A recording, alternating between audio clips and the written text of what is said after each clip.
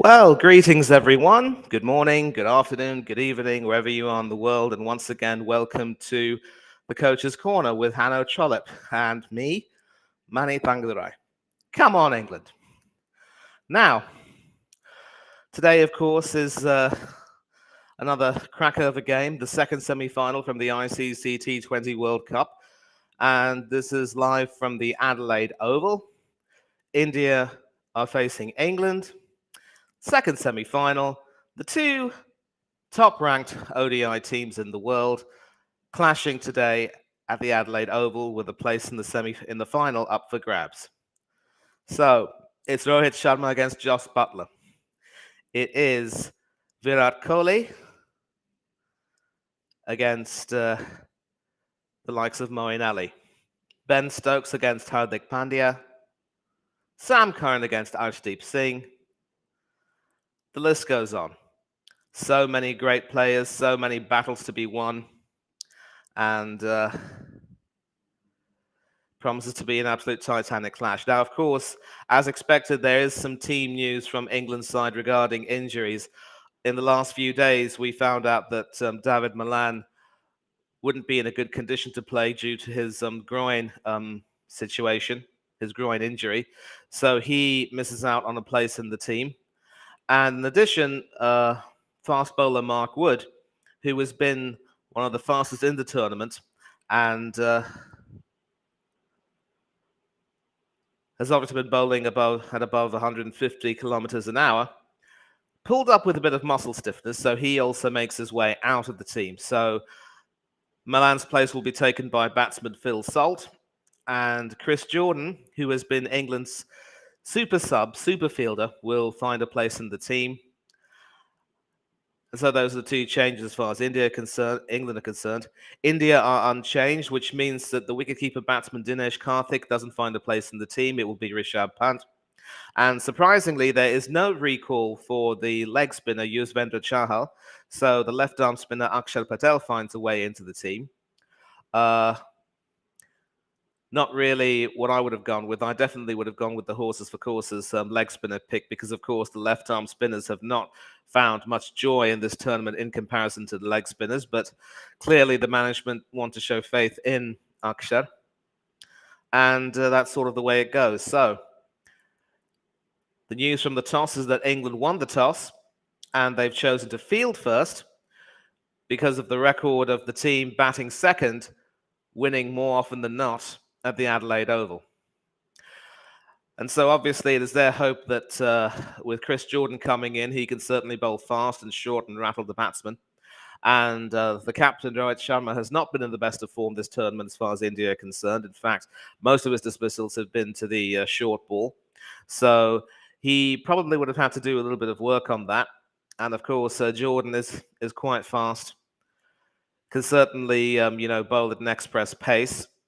Whether he will maintain the line will be interesting to see, because one of the things I've noticed about Mark Wood is that as fast as he bowls, he was often quite guilty of straying down the leg side and not providing the best attacking line for the batsman in question.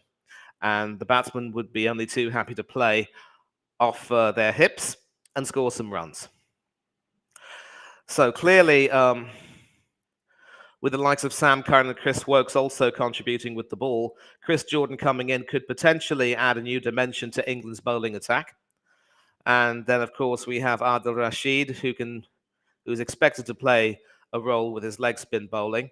He will, of course, have to make sure that he doesn't bowl too short or too straight. A more attacking line is definitely required, and he will definitely have to bowl aggressively. So this certainly promises to be an absolute cracker, and I am definitely excited for that. Hold on.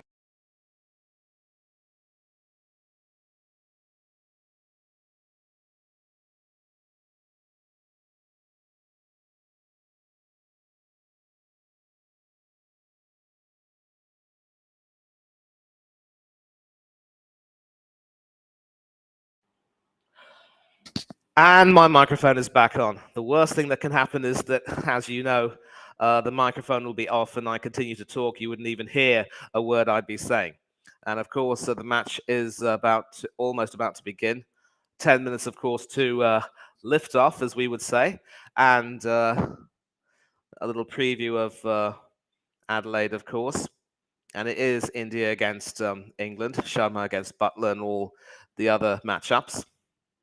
Kohli's wicket, of course, will be key. He's been in top form this tournament with 3 half centuries, including that splendid unbeaten 82 against Pakistan, which enabled India to chase down that target by the skin of their teeth, but successfully nonetheless. And it is an absolute cracker of a game, I'm sure. And it's a clash between an Indian side which has played well for the most part throughout this tournament, except against South Africa, where the Proteas outthought, outbowled, and outbatted them. And as for England, well, they, like Pakistan, believe it or not, had a stuttering start to the tournament. A shock loss against Ireland, very nearly derailing their campaign. And finally pulling the chestnuts out of the fire in impressive fashion with wins over New Zealand and Sri Lanka. So probably not quite as topsy-turvy as Pakistan's campaign, but at least with the win over New Zealand, they knew that their destiny was in their own hands and didn't need to depend on a freak result to go through. And now the teams are coming out to the field. We see England, who are resplendent in their red shirts and blue trousers, and India in their all light blue attire. And of course, the chat will be open, and I will obviously want to, I will encourage a lot of you to try and come in with your comments. If you want to have anything to say, do please come right in and have your say. It would be wonderful to talk to you maybe in between the innings. And I, of course, will post this link again. It's time for the anthems now. Time to stand up.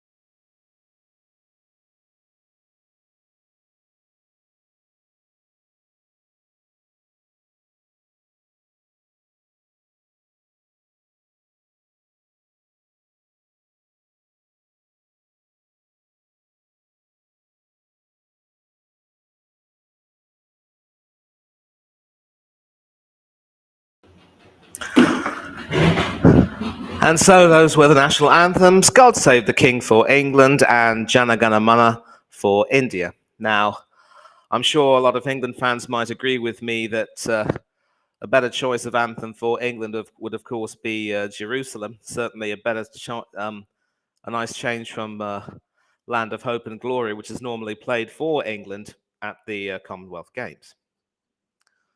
And So as I said, there are two changes to England's lineup. Salt, Phil Salt and Chris Jordan in. Mark Wood and David Milan are out. India are unchanged, which means no place in the 11 for Dinesh Karthik. And no recall for Yuzvendra Chahal. So it will be Akshar Patel who will act as one of the main spinners alongside Ashwin Ravichandran. And two teams are out onto the field right now, mainly dominated by Indian supporters, but a small section of the ever-faithful Barmy army. It is Rohit Sharma and Rahul Lokesh who will be coming out to bat. And so who will be opening the bowling? Will it be Chris Wokes or will it be Chris Jordan? And certainly Sam Curran coming on as first change is a terrific option to have. He has, of course, been England's leading wicket taker. And with his left arm seam swingish bowling, he will be expected to play a role in proceedings.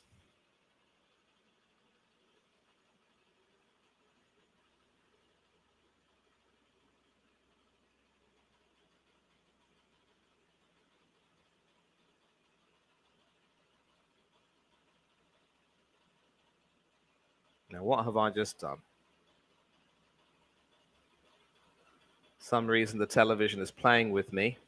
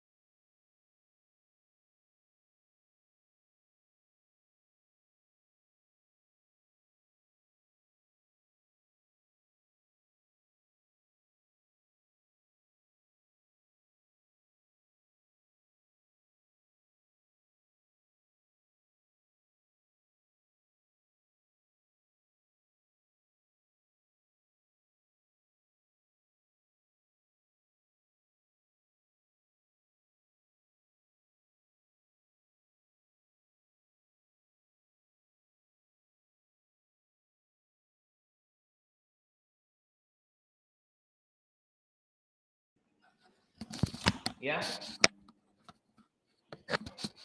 Nope, I will not be free for the next 4 hours.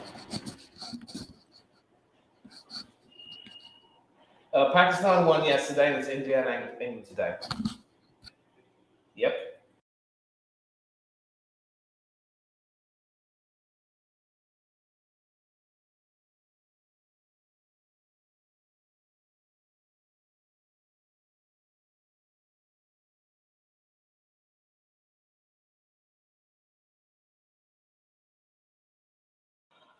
Definitely not ideal. I do not like it when I get interrupted by a phone call, but it is what it is. And the third delivery, of course, was played more sedately to deep mid wicket for a single, and that brings Rahul Lokesh on strike.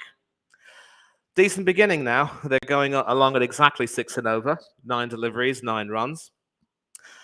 And a very sedate beginning from Chris Wokes, not really getting the ball to come up onto the batsman that much or to swing. Fourth delivery. And appeal for an edge, and I think he's gone.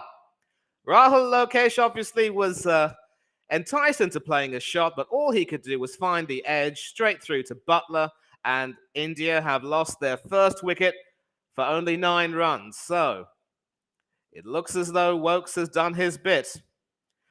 Coming right in, brilliant seam position, banging that short, forcing Rahul to play at that, and all he could do was find Jos Buttler, a clear edge, and England are delighted. So an important wicket because Rahul Lokesh had played himself back into some form with a good half century later on in the tournament against, I believe it was against South Africa. He was able to get that, but he's now out for 5, and India are 9 for 1 for 1.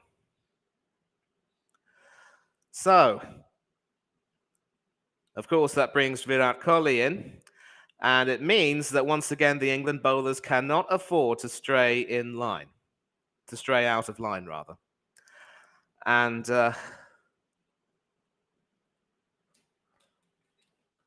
once again, I am sending you all an invitation to come online and have your say or join the chat, whatever you want to do.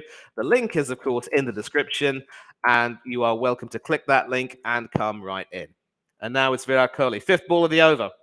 And the first ball is, in fact, played all the way to mid-on for a single. Not even a single, it's a dot ball, rather. So it's all happening. It's all happening. Once again, the seam position was what did for Rahul there. He was forced to effectively play at that. And with Jos Buttler doing well behind the stumps, there is no chance he would drop that. Come straight at him, but he was prepared. If you fail to prepare, you prepare to fail. Last delivery of the over, and Kohli plays that all the way to mid-wicket for a single to sort of get off the strike, but he will retain strike for the next over, and India are 10 for 1.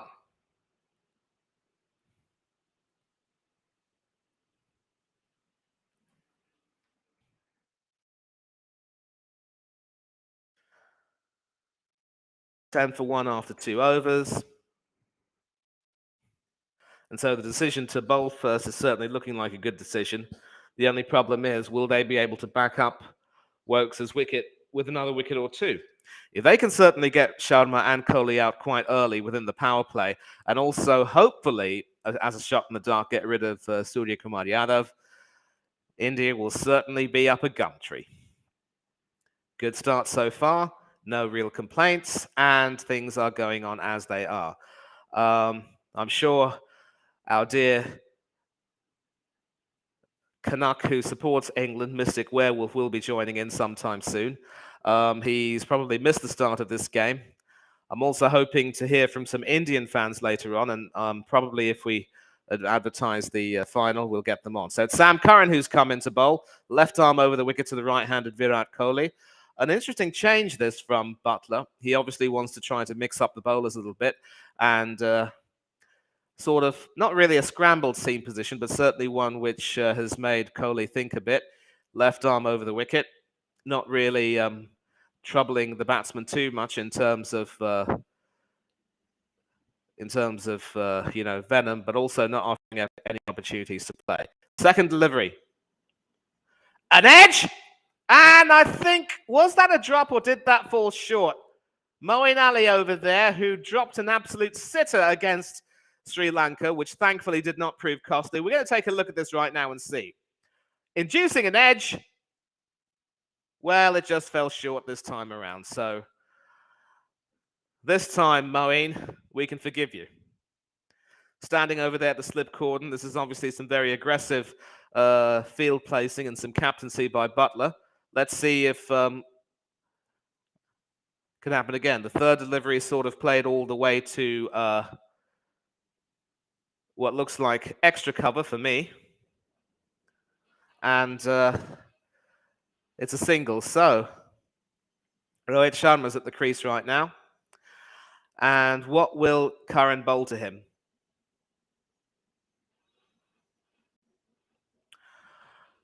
Well, it's the fourth delivery now, and Curran has a very happy knack of getting through his overs very quickly indeed. Steaming in now, over the wicket.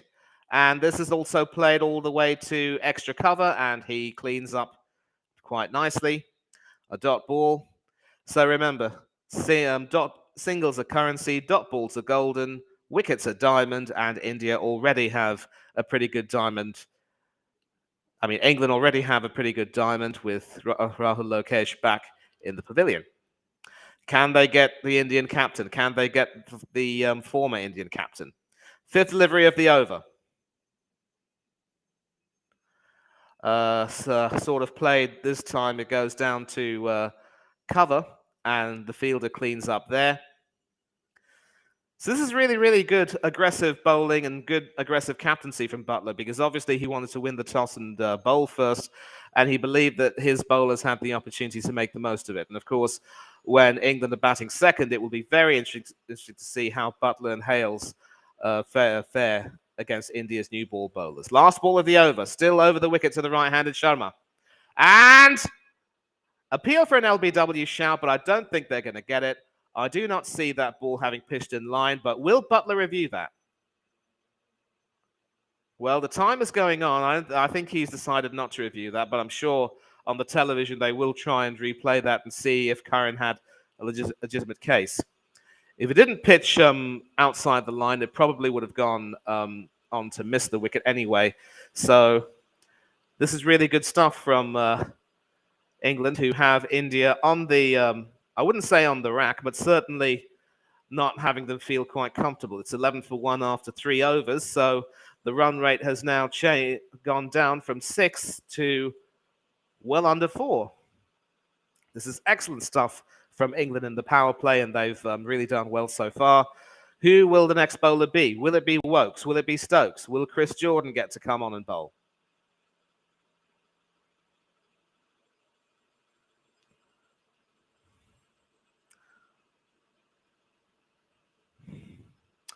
And of course, back in England, if you are tuned into this match, it will be on Sky Sports Cricket.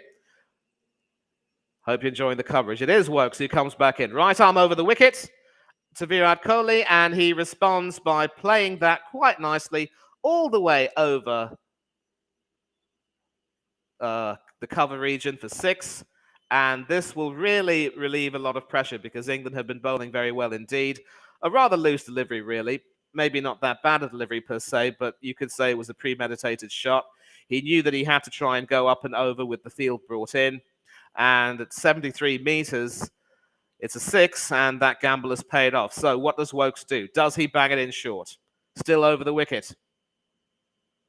Yes, he does bang it in short, but Kohli plays that all the way to square leg. And should they run for 2, I believe...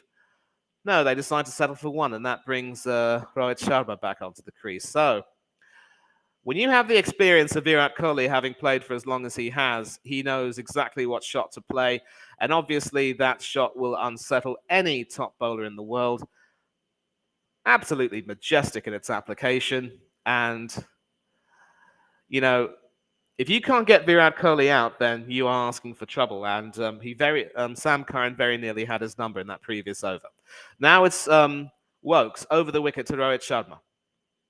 And once again, that is played all the way to mid-wicket for a single. Chris Jordan cleaning up over there.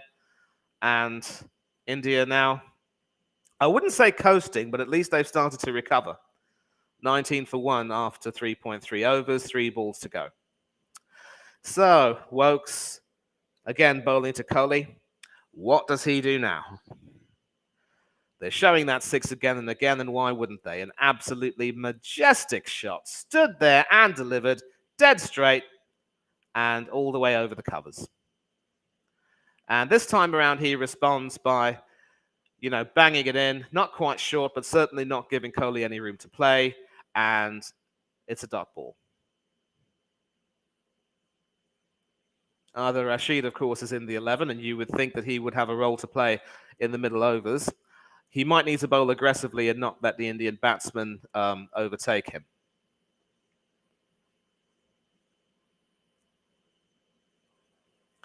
Fifth delivery.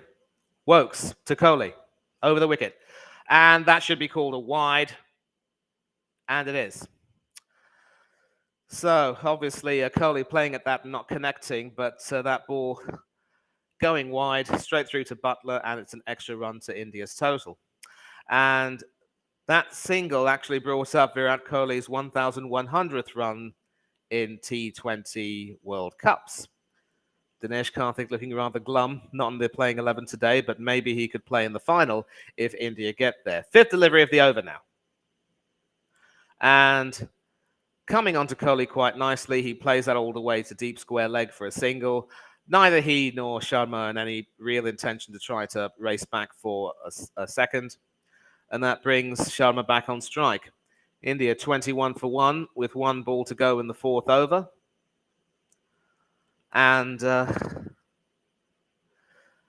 it's happening. Last delivery. What does Chris Wokes do? He sort of bangs it in, but a rather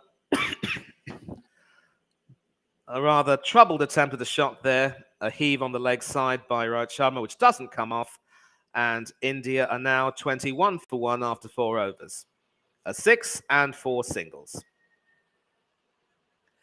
So still less than the run a ball, but there's certainly been some really good bowling by England during the power play, and they've had to make India work for their shots.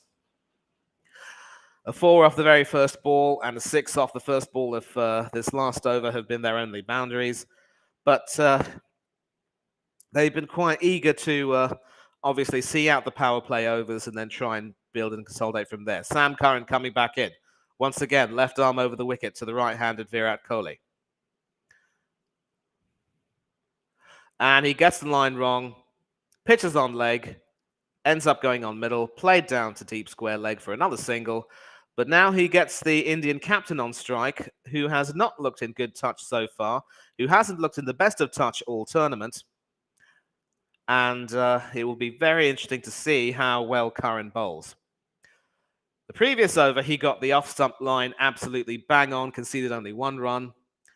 He cannot afford to pitch on middle or leg. So second delivery, left arm over the wicket to the right-handed Rohit Sharma. And as I said, it was pitched on leg, going along middle, whipped it off his hips, and that is 4 runs all the way down to deep mid-wicket. So what does Sam Curran do? He has to keep the line he had in his previous over. But again, that is whipped off his hips. That went all the way over the short mid-wicket fielder. And there was no deep mid-wicket fielder over there who was able to cut that off. And Curran knows he's got to do better. Third delivery. 5th over of the power play. And Sharma goes down the track and smites it all the way in the same area for another boundary. So he's playing himself back into form, is the Indian captain.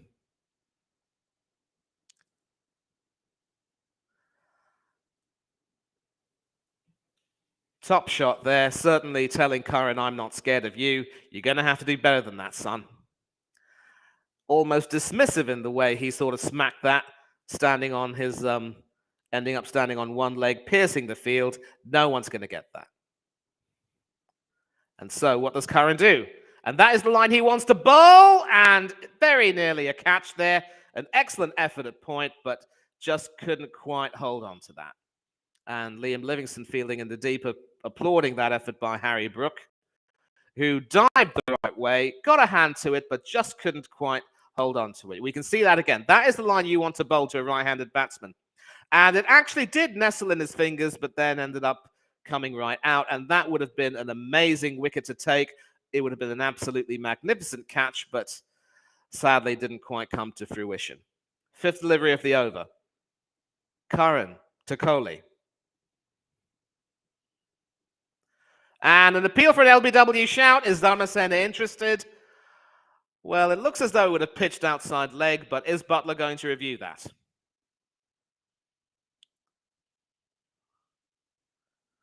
He's got 6 seconds to make up his mind. 5, 4, 3, 2, and he decides not to review. Well, we're going to see on the television whether it pitched well, and probably just outside leg and might have been a little bit too high. An attempted slower ball there, which Kohli wasn't able to play. And he knows, Curran knows, that he nearly had his man. Last delivery of the over. That is the line you want to bowl, and that is played straight to backward points. A dot ball, and India are now 31 for 1 after 5 overs. So this is every inch a cagey sort of start. 6 and over isn't exactly ideal per se, but it's only at the beginning, and obviously they will want to see the power play through without losing wickets. So Kohli and Sharma know that they're quite lucky to still be at the crease. And Curran has certainly not had the best of luck, but this is still decent bowling, and as long as they stick to their line, they can get the batsman in trouble. But if they don't bowl to the line they want to bowl, they're asking for trouble. It's as simple as that. Curran not quite able to get the ball full as of yet. I definitely am interested to see if Chris Jordan will be brought into the attack this over.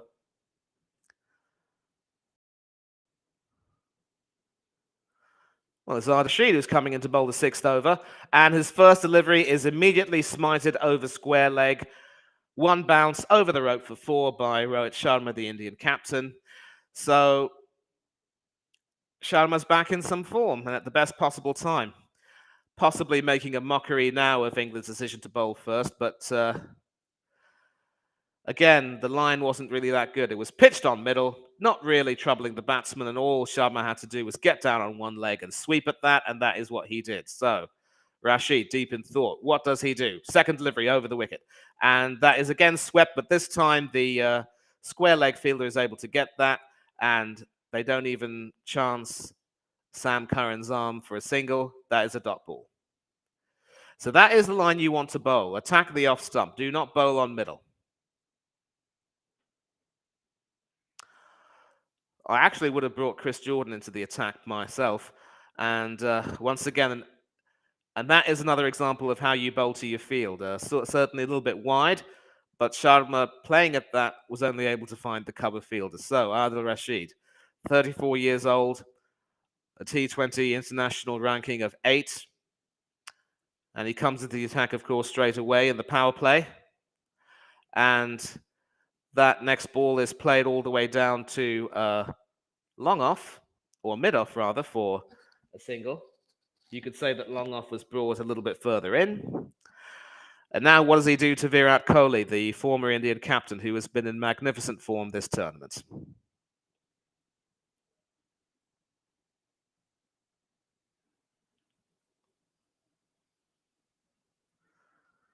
Fifth delivery. The wrong one sort of coming back in, but that is also played all the way down to what looks like deep cover for a single. 6 runs off the over already. And so Rohit Sharma is back on strike. Can he end this over with a flourish? Will he look to go down the track? Will he again try and sweep Adil Rashid? Or will Rashid have the measure of him? Last delivery. And that was sort of played straight back, but that goes all the way down to long off for a single. And India end the power play at 38 for 1. So this is going to be interesting. How will Buttler manage his field and rotate his bowlers?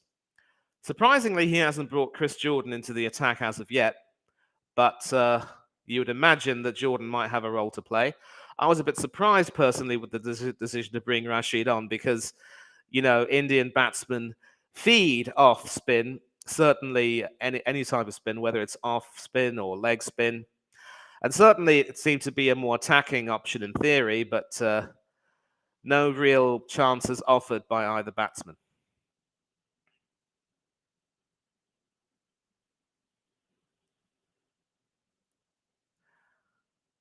And so the big question is, if he decides to bring on another fast bowler, does he maintain that attacking line, or does he spread the field around a bit? Does he encourage the batsmen just to avoid chancing their arm and just go for singles?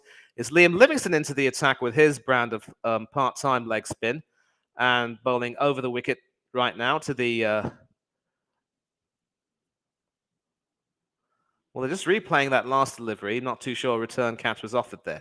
He is bowling to the Indian captain, Rohit Sharma. The first ball was a dot ball. The second one is played all the way down to deep cover for a single.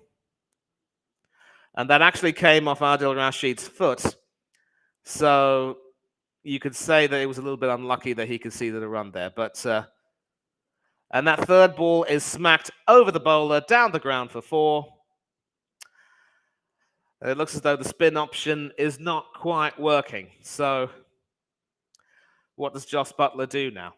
3 balls into the over. He's conceded a single and a boundary.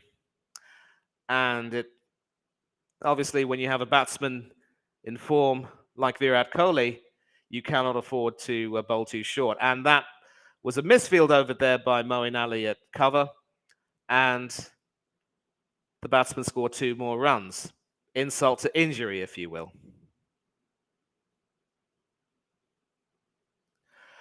So India are going to try and possibly accelerate their scoring rate off the spinners. And Livingstone once again will be tested. So this 5th delivery is played all the way down to deep mid-wicket for a single, taking India to 46 for 1. And Livingstone has gotten through this over quite quickly. Certainly hasn't, bowled too badly. But again, you've got to try and attack the batsman. Last delivery, what does Livingstone do? That will not be called a wide. That ends the over. India 46 for 1. So I will certainly get to the chat in a minute. We have some people in. And of course, if you do want to come into the studio and have your say, the link is in the chat window. Do please come on. Let's be having you, as I would say, or as policemen would say, and we will talk to you. So, Werewolf says Moeen Ali should captain the team. Looks like he knows what's up, unlike Buttler, who seems empty-headed with no fielding IQ whatsoever. I'm not too sure I can agree with that, to be honest. In fact, I know Ali did captain England during their tour of Pakistan and won that series, but I've actually been impressed with, Buttler's captaincy and the way he's rotated his bowlers. Obviously, I'd like him to be a little bit more aggressive with his field placings, but it is what it is. Rashid back into the attack. Over the wicket to the right-handed Virat Kohli, who almost slaps that down to long on for a single. And that brings the Indian captain, Rohit Sharma, on strike. So both batsmen are into their 20s, almost set, you would say, and India need to take one of those wickets in order to have much chance of restricting India to a competitive total. And of course, Kohli has been the leading scorer in this tournament with 226 runs. And this delivery is sort of helplessly almost wafted along the ground all the way to the point fielder. And it's a dot ball, and Sharma does not add to his tally. Rashid now has to stay aggressive, has to keep attacking the batsman. Still over the wicket. Right arm, leg spin. And you could say that an edge was offered, but of course there was no real fielder that could be put in place to take that. We will have a review of that. And actually, had there been a slip fielder, he would probably have caught that. But, again, Rashid asking questions, demanding answers, and the batsmen aren't comfortable. 4th delivery. And that is played all the way to deep backward point, rather, for a single. The fielder, of course, coming in all the way from square leg.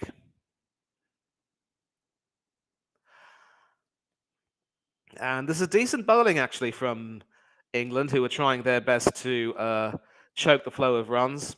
3 singles. Make that 4 singles with Rohit Sharma playing that one down to deep mid-wicket. And that brings up India's 50 after 7.5 deliveries. So Rashid clearly seems to have learnt from his mistake and is now sort of running in and making sure he bowls on that off-stump line, moving away, not really giving the batsmen much room to play their shots. And last delivery. Can India end this with a flourish? Well, certainly chipped over, but that finds the long-on fielder for a single. 5 singles off that over. India are 51 for 1.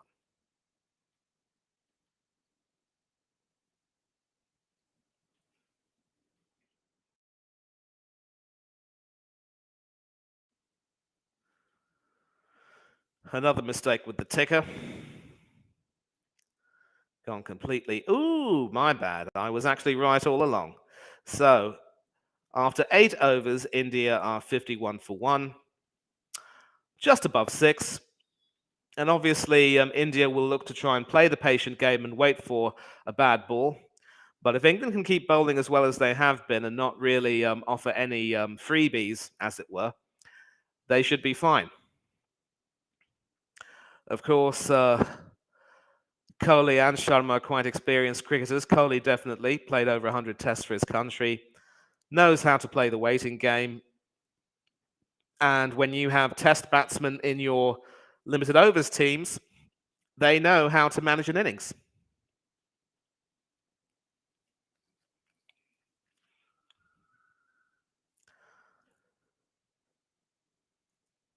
And so we see Chris Jordan for the first time. Right arm over the wicket to the right-handed Virat Kohli. And he bangs his first one in short, and Kohli plays that all the way to deep square leg. They don't chance their arm with Alex Hales fielding in the deep.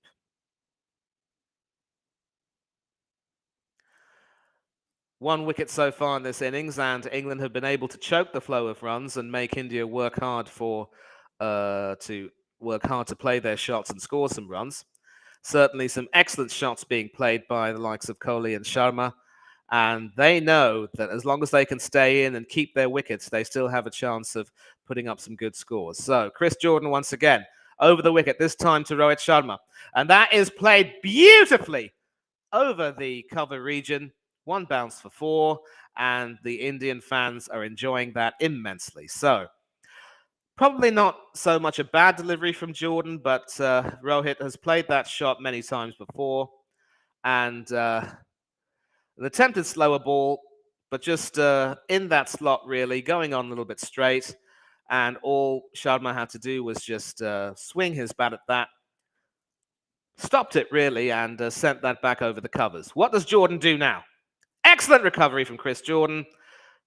Moving back in, not allowing Sharma to play his shot, and that is a dot ball. So the trend seems to be for the bowlers to concede 1 boundary, maybe 2 at worst, and then bowl some singles or dot balls to try and stop the runs from increasing.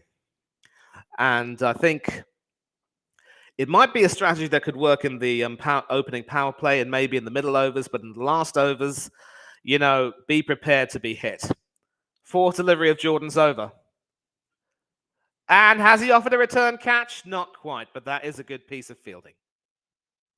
We're going to see the replay right now, though, because that certainly was an excellent recovery, that from Jordan, who was, of course, born in the West Indies, but is now representing England.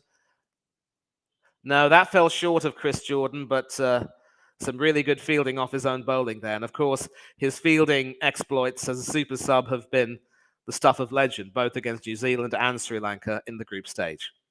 5th delivery, a single, a boundary, 2 dot balls. What will this be? And that is high in the air, but does that have the elevation? The fielder's under it. He catches it. Sam Curran coming in at deep mid-wicket, running in to take that catch. Chris Jordan's impact now has been made. The selection has paid off, and the Indian captain, who looked in good touch, now has to head back to the pavilion. Certainly a slower ball over there. not getting the connection he wanted, almost an edge of that. He knew when he hit that it was going too high, and the fielder just had to run in and get it. And Sam Curran, well, you know, he is, of course, born to a Zimbabwean, but I think he was born in England, of course. Excellent fielder. And Sharma goes for 27 off 28, 4 fours in his innings, and India are in a spot of bother at 56-4-2 with one delivery to go. So, what does our werewolf say? Nope. Nope, you've spoken too soon, mate. You have spoken far too soon. We don't miss Mark Wood. Jordan has just taken that wicket, and I hope you will be happy. What do you say to that?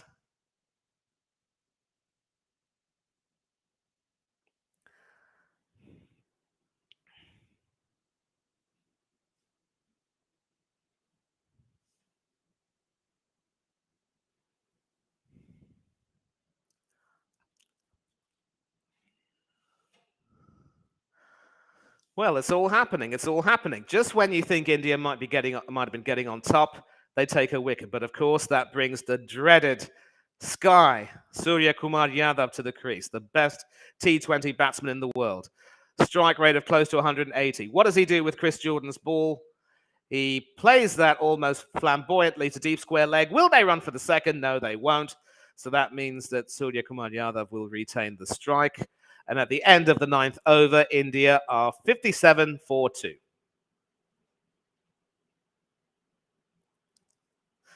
So, Werewolf, you said we were missing Mark Wood. Chris Jordan replaced Mark Wood today. Took that wicket, a rather important wicket of the Indian captain. What say you now? Let's be having you. And still the run rate is at about 6.33 and over. So it's still anyone's game. It's still up for grabs. And I think England are obviously going to look to try to contain India as best they can. But of course, they're up against two of the most prolific batsmen in this tournament so far. Once they get one of them out, it will be Rishabh Pant and Hardik Patel. And a big risk is that the tail looks quite long. I know that Patel can perhaps hit, but it is risky. Adil Rashid back into the new batsman. And that is pitched on leg, but Yadav can only play that to backward point for a dot ball. So this is some really impressive stuff. And they're just replaying that wicket right now. Sharma not getting the connection he wanted. Curran running in from deep mid-wicket and taking an absolutely brilliant catch. And Ben Stokes absolutely loved that, as did the rest of the England team.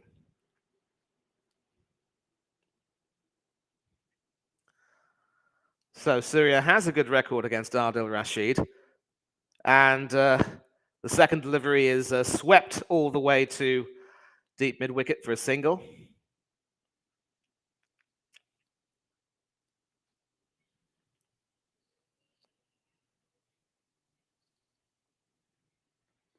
And Jos Buttler calming things down.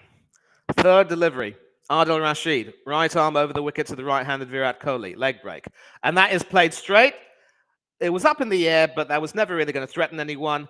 And they decide to run for two with the ball being played all the way too long off. Chris Jordan cleaning that up. So the 60 is up now. And of course, that means that the 50 partnership. Oh, no, that's not a 50 partnership because Sharma got out. But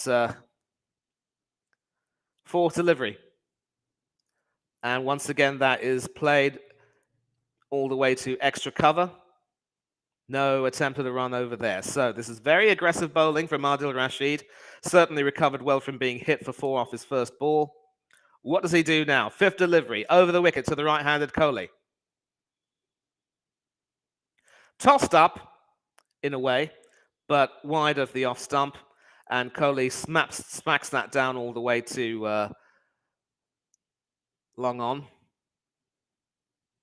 Or still deep mid-wicket in the way he was running towards long on for a single. And that brings Yadav back on strike. So, all eyes on Sky. What will Sky do? Will he smite it sky high and hard and long? Or will he be more circumspect? Last delivery. Well, that is once again played all the way to deep extra cover for a single, and India now 62 for 2 at the midway point. 5 runs from that over. A run rate of 6.2. And as far as England are concerned, that is quite fine. Thank you. So what's going to be key, obviously, is how England bat in the second innings. They will be coming up against Bhuvaneshwar Kumar and Arshdeep Singh, who have swung the ball really well. Certainly the way they were able to play Trent Boult and Tim Southey when England played New Zealand is an indicator that they are not going to be cowered into submission. And the bowlers still will have a role to play with 10 overs to go in terms of being able to restrict India to a total which England will look to chase. I certainly don't see India settling for 120. They will want to get to 150 or 160. And how they will bat in these next 10 overs will be key. Certainly in the last 4 overs, they will look to hit out. But again, the batting doesn't run too deep because after Yadav comes Rishabh Pant and Akshar Patel. I mean, not Akshar Patel. He doesn't come in immediately, but India do have a long tail. They do have a long tail, and I will check the scorecard and confirm that. Yeah, it will be Rishabh Pant to come in along with Hardik Pandya, and then Akshar Patel and Ashwin Ravichandran will start the tail. So they're taking a bit of a risk, actually, by bringing Akshar Patel in, and India might look to attack Patel later on. They've missed a trick, in my opinion, by not bringing Yuzvendra Chahal in, because a leg spinner would perhaps have been quite handy. But it's their decision. They've gone with it, and it will be interesting to see how well India bowl in the second innings.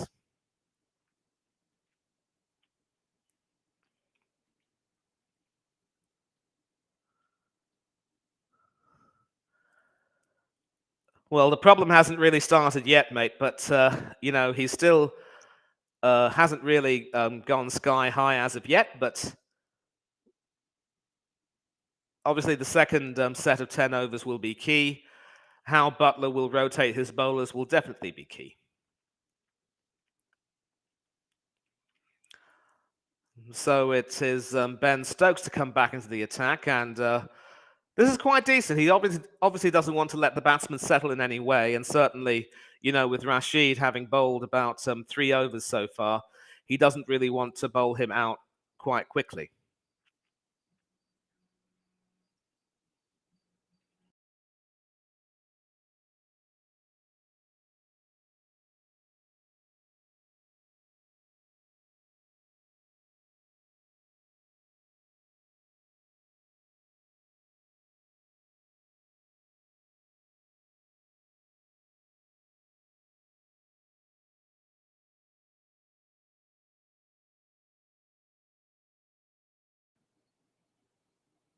And so Stokes coming in, right arm over the wicket to the right-handed Surya Kumar Yadav, who swings and misses. No edge trick to edge the keeper, but this is another good strategy. I mean, for all your criticisms of how Buttler's placed his field, his bowling rotation has been top class so far. And an attempted slower ball, sort of, I wouldn't say back of the hand, but certainly on the outside of his finger, an attempted leg break ball, that, and Yadav wasn't able to play at that. Second delivery over the wicket, and that is wide, and that gets the treatment it almost deserved, except it's played all the way to deep backward point for a single. And that is an example of top field placing, because again, sometimes if a batsman will be tempted to play off his hips, having a deep backward point over there means that he can cover that deep backward point and deep square leg region. Unless, of course, it goes so high he can't quite catch it. So a single off the second ball, and that brings Virat Kohli on strike.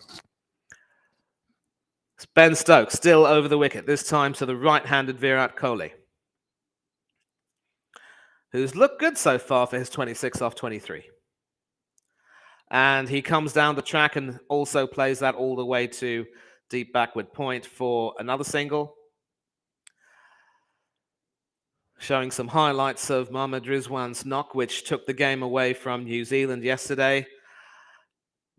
Not necessarily the new Inzamam ul Haq, but certainly a fine innings. player of the match yesterday ahead of Babar Azam. But those two openers are back in form, and so whoever wins this match will have a tough time bowling to those two.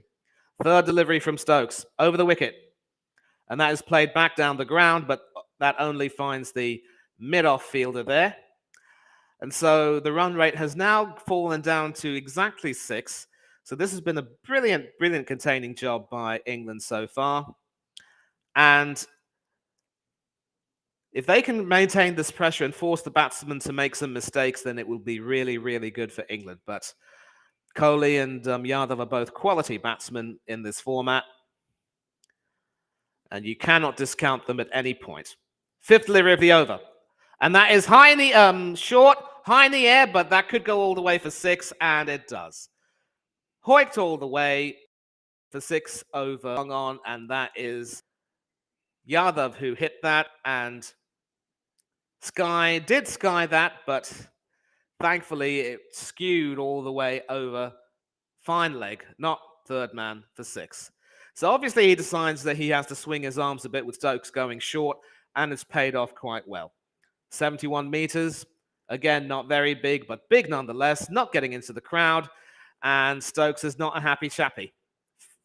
Figures have been spoiled by that 6. So, last delivery. What does Ben Stokes do? Pitches it up, and Sky responds by carving that through the covers for 4. Excellent ending to the over from India, and Sky is up and away. India are now 74 for 2 after 11 overs. 12 runs off that over, and will this be the start of Indian carnage? What does Jos Buttler do?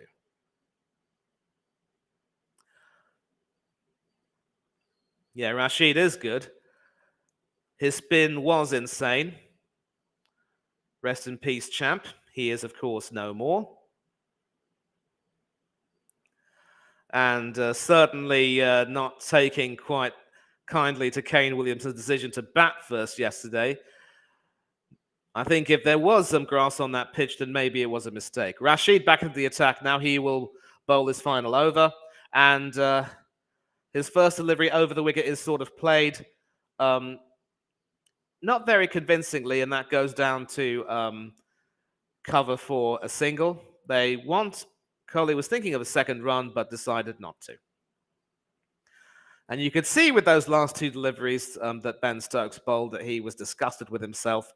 And so he's going to have to really, really pull his socks up to make sure he can be threatening for India. But now it is Rashid to Surya Kumar Yadav. Yadav has a good record against Rashid, but Rashid has taken his wicket once. Over the wicket to the right-handed Yadav. And he goes down the track.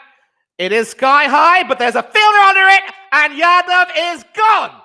And Rashid has taken his first wicket, struck immediately, and you can literally hear a pin hit the ground among the Indian crowd. But as for the Barmy army, they are jubilant because they know how dangerous a wicket it is. Excellent delivery that. And once again, Yadav not getting the proper connection he wanted. You can see the disgust on his face. And it is Phil Salt who has come into the team today as a replacement for David Malan with the bat. But he's made his impact in the field. And Yadav has to go. A 6 and a 4, but not quite adding more.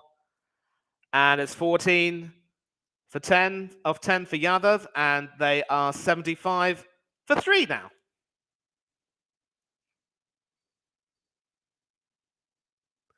And as you've said, Rashid is incredible. And you've called it, Werewolf. You've called it. So, if you're still awake, by the way, mid-innings, I would love you to come on to click that link and come on and have a chat with me. I know that it might be a little bit late for you up in Canada. Third ball for Rashid, and he bowls to Hardik Pandya, who plays that back to him for a dot ball. Pandya is, of course, a new batsman in, and after him will, of course, be the wicketkeeper Rishabh Pant. So, England are making inroads now.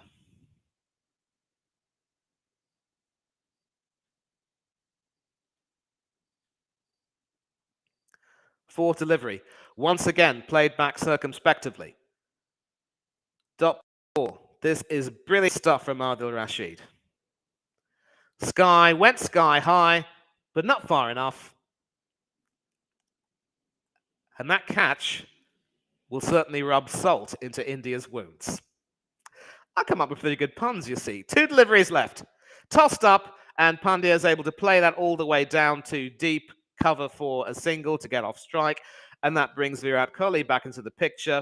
3.5 overs, 1 wicket for 19 runs, an economy rate of about 5 and over. This has been absolutely brilliant stuff from Adil Rashid. Salt at deep point, and the rest is history. Last delivery of Adil Rashid's stint, and that is played all the way to deep extra cover for a single, and a wicket for 20 or 4 overs. Brilliant stuff. And India are in a big spot of bother now at 77 for 3.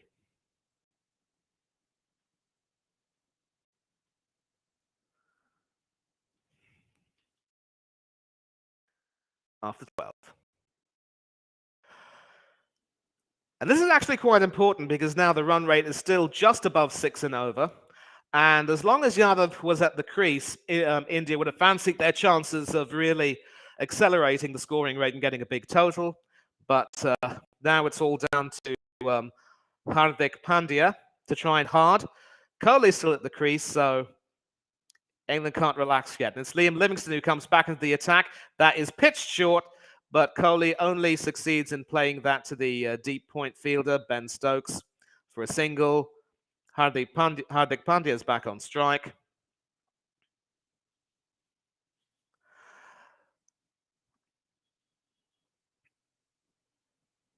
You can see that over and over again, but India will not want to see that again.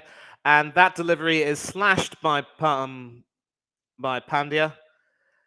But clearly that finds the edge. It wasn't well connected, and had the slip fielder been closer, that would have been a wicket. And you can see the shock on the faces of the Indian supporters. And that one just dropped short. You can see that the leg spin is really causing the Indian batsmen some problems, and I believe the Indian think tank will be regretting their decision not to, pick Yuzvendra Chahal. But Harry Brook over there couldn't get himself into position in time, and that has to go down as a drop catch. And this ball is now played all the way once again to deep extra cover for a single, bringing Virat Kohli back on strike. And yeah, not very well positioned to take that catch, although it was dying on him, to be fair. And it's a second single off the over. So make that a third single, because that is played all the way down to deep mid-wicket by Virat Kohli for a single, bringing Hardik Pandya back on strike. What does Pandya do now?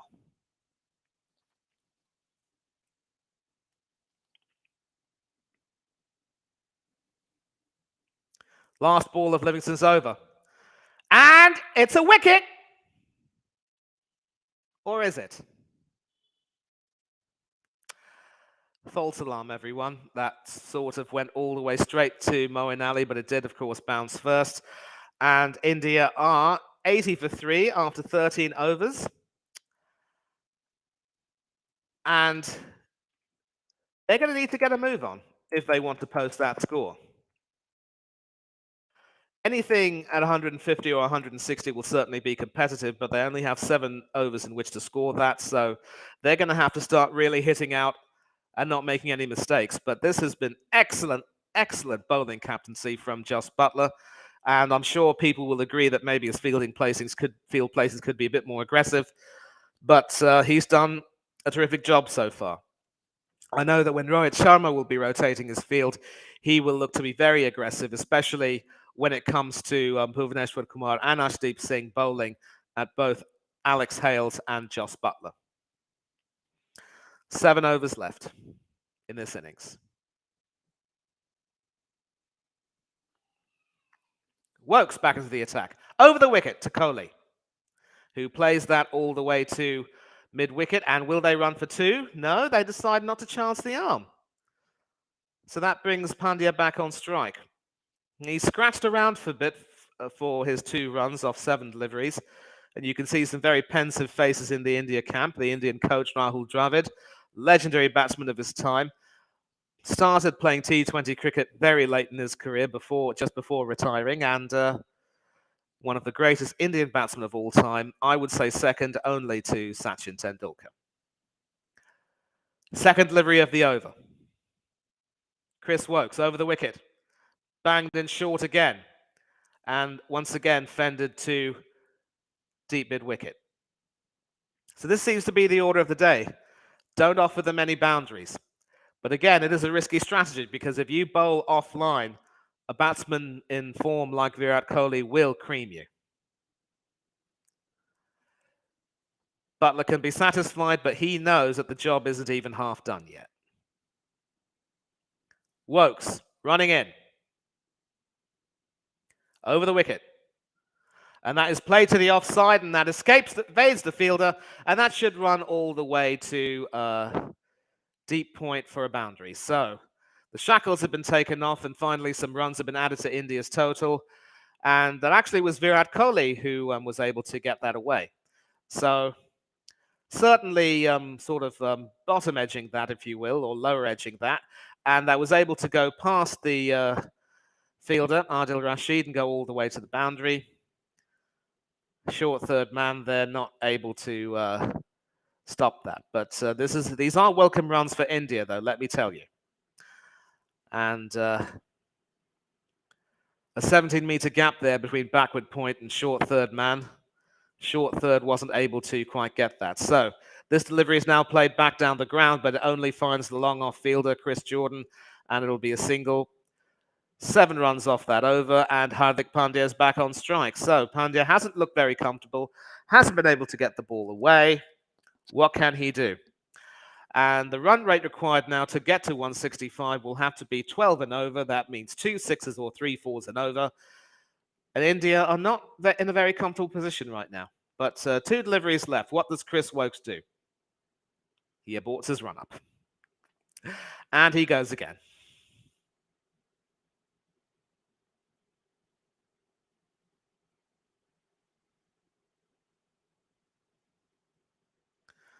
So, 5th delivery of the over. Woakes running in over the wicket to the right-handed Hardik Pandya. Bangs it in short. Appeal for an edge, but I don't think the umpire is interested in that. And in fact, he calls that a wide. So that's 1 more run to the total. I believe it was probably a swing and a miss from Hardik Pandya. I wonder if England are going to review that decision. Banged in short, and it does look as though there could have been some sort of a connection, or maybe that was just a deviation, really. But no real edge there from this angle. So 2 balls left over the wicket, and Pandya plays that all the way to deep mid-wicket for a single, bringing Kohli back on strike. And you can see the Indian fans came prepared today with their instruments, but England are also in fine voice. I wonder if the Prince Charles mannequin will be, the King Charles mannequin, I should say, be out in force today. It is God Save the King now, my bad.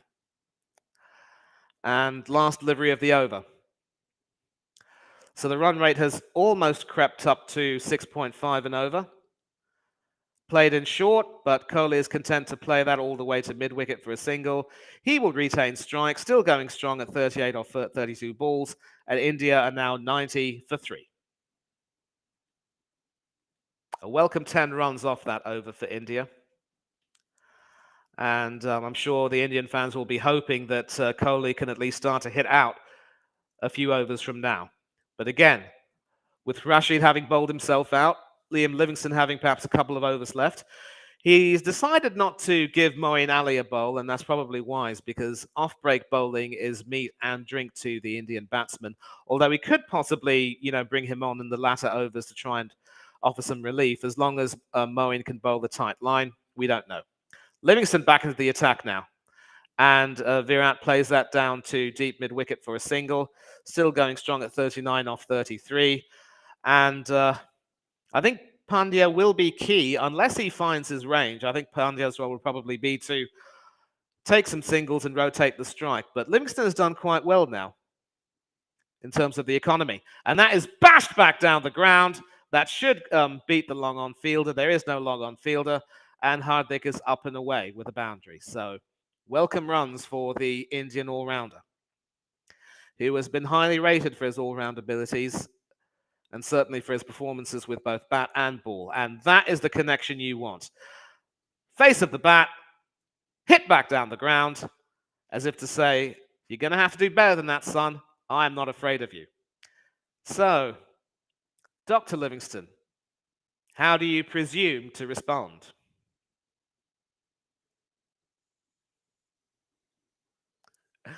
Mind games there from Pandya, forcing Livingston to abort his run-up. And this is going to be key. Livingston's going to have to keep his cool.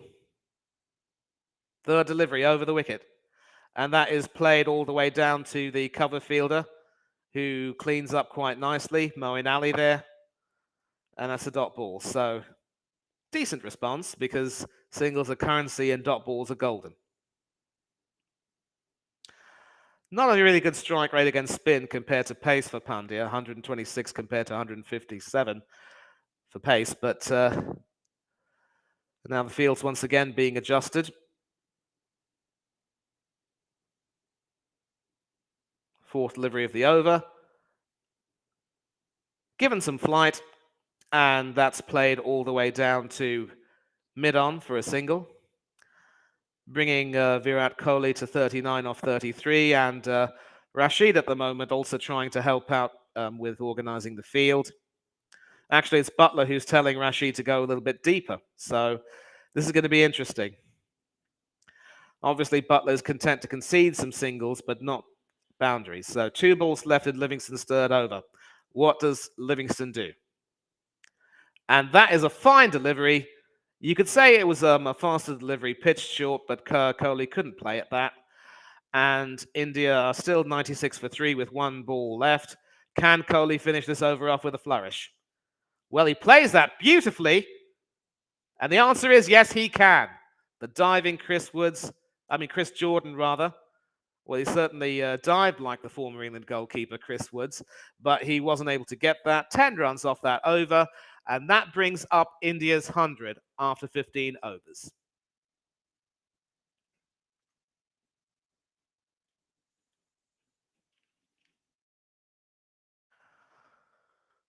So these last 5 overs are going to be key. Kohli's obviously into his 40s now, and he's still in terrific form. Pandya has just started to attack, so what does Buttler do? Does he bring back Sam Curran for a little bit of late innings swing?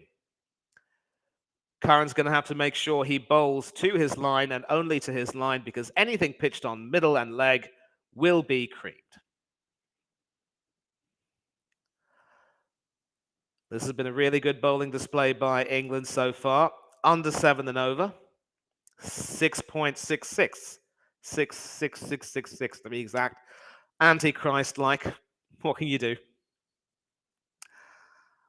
And these next 5 overs will be key. 60 runs off these 5 overs will get them to 160, which will definitely be a competitive total. 80 runs off these 5 overs will be an absolute treat. But again, it's all going to fall on Buttler. He will want to restrict India to a very competitive total. And of course, when he and Alex Hales come out to bat, they will be entrusted with the responsibility of seeing off the opening combination of both Bhuvneshwar Kumar and Ashdeep Singh. So the middle orders are over, 62 for 2 off those middle overs. And Jordan is back into the attack. And that is wide, wide, wide, wide, wide. Not what you want to do first up. Over the wicket to Hardik Pandya, but he goes wide down the leg side. Hardik can afford to leave that, but instead he swings and misses. And that brings another run to India's total and another ball for Chris Jordan to bowl. So Jordan has done well with the wicket of Rohit Sharma, but now he's bowling to Hardik Pandya and potentially Virat Kohli. How does he respond?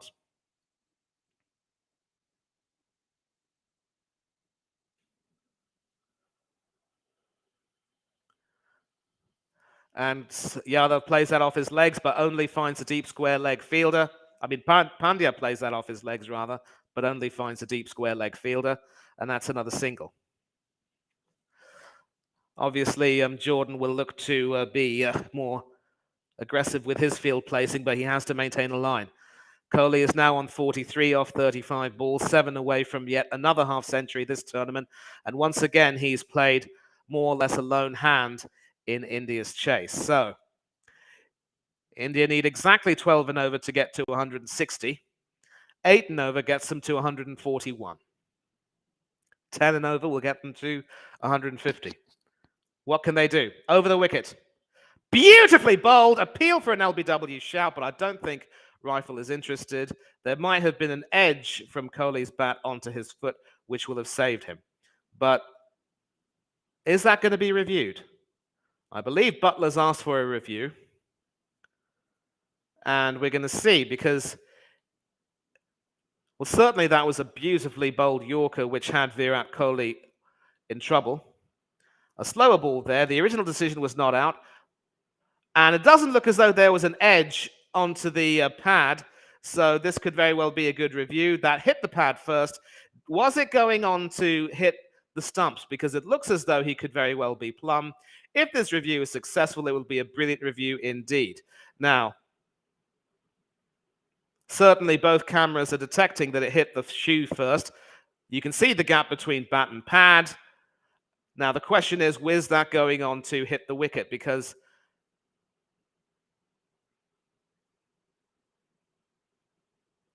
the sound could vary. They're still waiting for the review from the looks of it. Yep. Could that have pitched in line?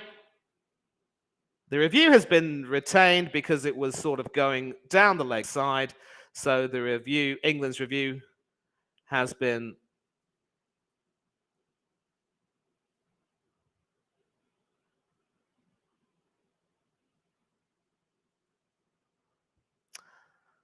well, that review has been lost and Kohli survives.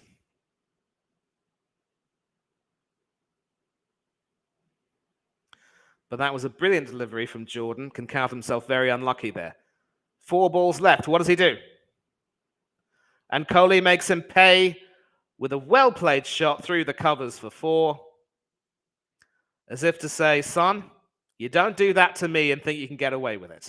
And that takes him to 47 off 37. So the recovery is still on. India is still fighting. Beautifully played shot that through the covers. That is the shot of a man in form, a man who has all the experience in the world. And you can see how much that means to the Indian supporters. So how does Chris Jordan respond? 3 deliveries left, still over the wicket. And that is played all the way to mid-wicket for a single. That brings Pandya back on strike. It's all happening out there. It's all happening out there. I think the reason why, So obviously that review was denied because that ball was perhaps going down leg. Certainly smacked him in front, but the swing would have taken it away. And Kohli survived that shout. Because if he had been out, mind you, that would really have brought about a huge pall of silence among the Indian supporters. But for now, though, they're 107 for 3, 4 overs left, and these last 4 overs will be key for them. Will they hit out? 2 deliveries left from Chris Jordan, over the wicket to Pandya. And Pandya plays that all the way to mid-wicket. Will they run for 2? I think they should, because that was a bit of a misfield that by Liam Livingstone. And, yep, they run for 2. Rather lazy attempt at fielding that, really. He actually got that, but it sort of slipped out of his hand. And the batsmen decide, you know what? Let's get 2. And that suits them fine. Thank you. Highest batting average in the in all 2020 World Cups, a minimum of 200 balls.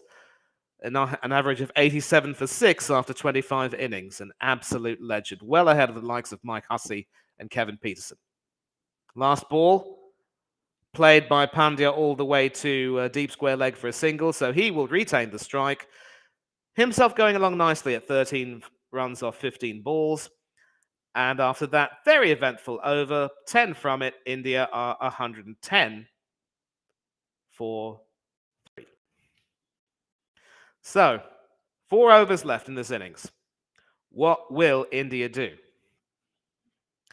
These overs are going to be key, and the bowlers that Buttler brings back into the attack will be key. The batsmen are obviously going to try and look to attack the seamers. I don't know if Liam Livingstone will come back into the attack unless he can bowl a little bit more aggressively. Certainly part-time spinners will be meat and drink for them. Jordan does have a couple of overs left. He could bowl himself out. Curran also can come back into the attack. Could it be Ben Stokes, perhaps, with a few shorter snorters? Whatever it is, Virat Kohli is set on 48. And Pandya also is getting into the groove. So these last 4 overs are going to be interesting.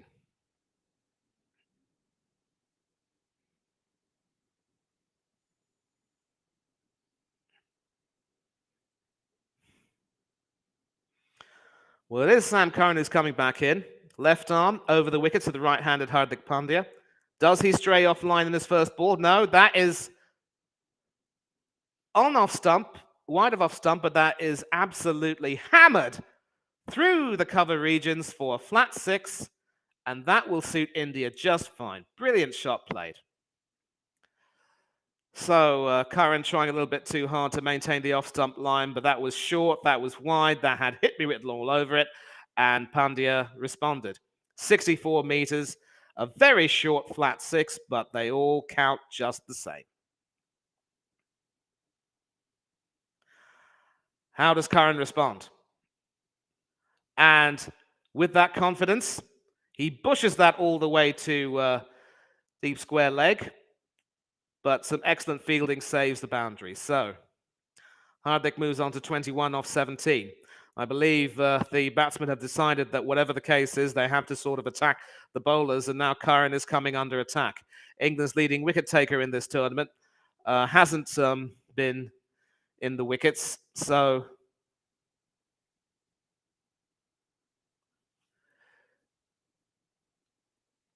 he will certainly look to try and respond any way possible. Third delivery. What does Sam Curran do?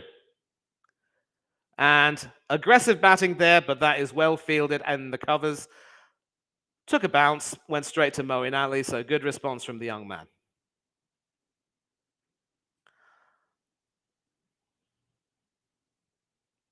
Selection of balls there being bowled a little bit to the leg side, which have been put away, but maintaining the off-stump line will always work. And he's bowled the most Yorkers in this World Cup as well, the highest percentage, certainly. Fourth delivery. That is played back down the ground, but that should be fielded by the long-off fielder. And another 2 runs for Pandya, who moves on to 23 off 19 deliveries.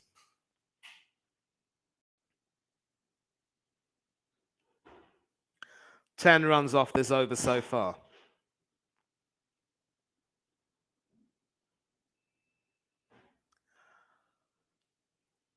And so this is an interesting tactical battle because now Curran has been hit for 10 runs off 4 balls.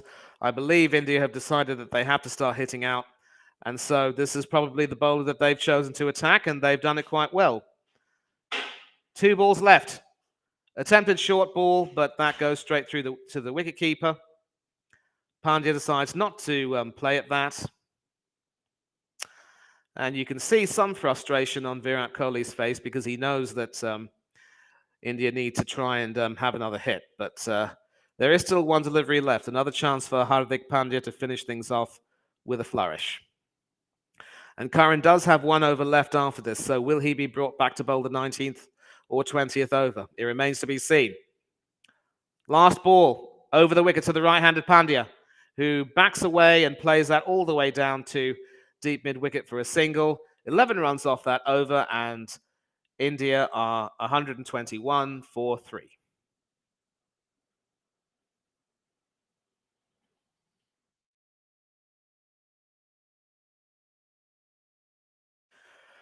The run rate has now increased to about 7 and over. And again, they will need to pretty much up their rate if they want to get a competitive total. 121 for 3 after 17 isn't bad per se, but 7 and over isn't really too much of a challenge in that regard, especially with this wicket, with this ground having a record of all wins coming by the wins being by the team who have batted second. So, what does Buttler do now? Seen Sam Curran getting hit. Does he bring back Chris Jordan? Does he bring back Liam Livingstone for some part-time leg spin? Because knowing Pandya and Kohli as well as I do, they will certainly have the temptation to go down the track and certainly try and hit out. But will they be able to connect?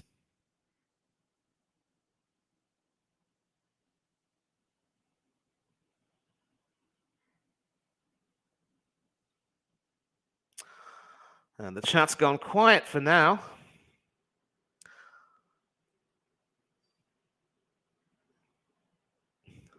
And it is Chris Jordan back into the attack. 1 for 16 off his 2 overs. And Pandya stands in his wicket, boshes that all the way over deep mid-wicket for 6. And that's another top shot from Pandya, which is what India definitely needs. So, how will Chris Jordan respond? Does he bowl another Yorker? Certainly short, and Pandya deciding to sort of stand back in his crease, rock back on his back foot and hit that. And that went quite some way, 84 meters into the crowd. A top shot from Pandya, that. Second delivery, Chris Jordan over the wicket. And that is the 50 partnership between Virat Kohli and Hardik Pandya, a very important partnership under the circumstances. Second delivery. And that is whipped away over square leg for another 6. And so Jordan is under attack. How does Chris Jordan respond?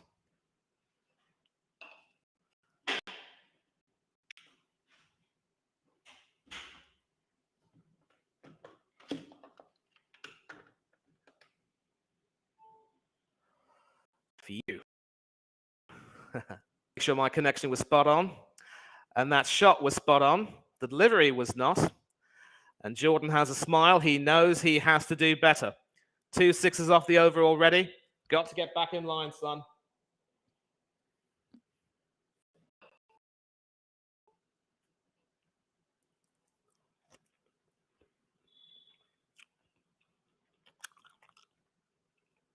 Third delivery.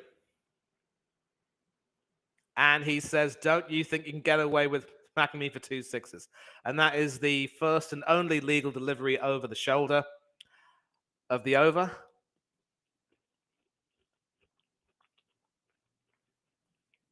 Second delivery clearly going down wide.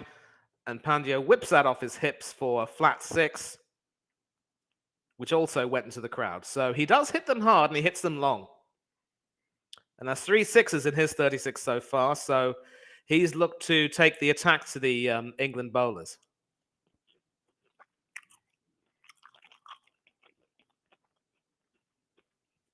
And that certainly raises hopes of India posting a very competitive total.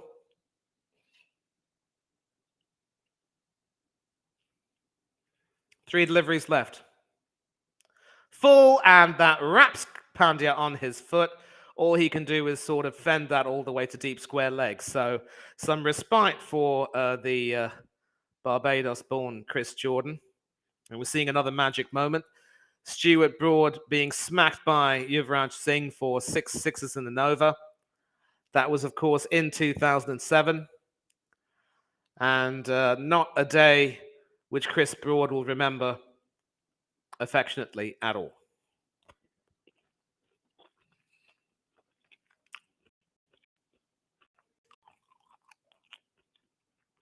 Two deliveries left. Jordan to Kohli, 2 away from his 50.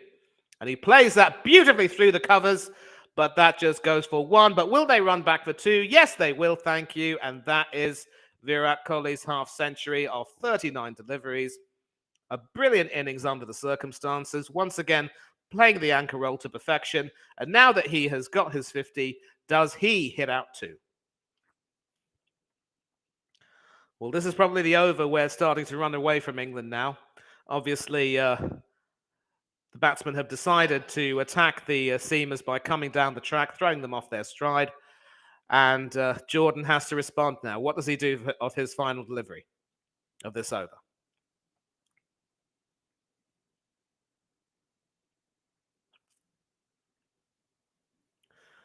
That is out! And so that answers your question. What he does off the final ball of his over, he responds by removing the former India captain Virat Kohli for a very well played half century. And you can see the disappointment on the faces of the Indian fans. And that, my dear friends, is how you respond to being hit for 2 sixes off your first 2 balls. Connecting with that, but connecting it probably too well, heading straight to Adil Rashid at short third man. And Jordan raises a prayer to the Almighty. So an excellent half century from Virat Kohli, 50 off 40 deliveries, and India end that eventful over at 136 for 4.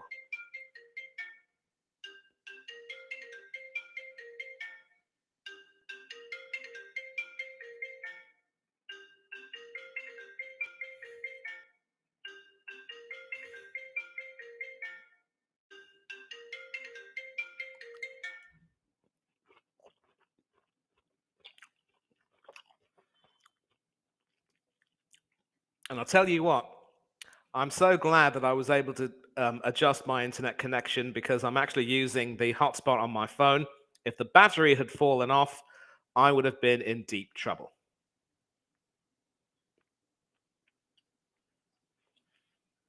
Because, of course, there is currently no one with me in the studio right now. So had I had my internet connection gone, this stream would have been over.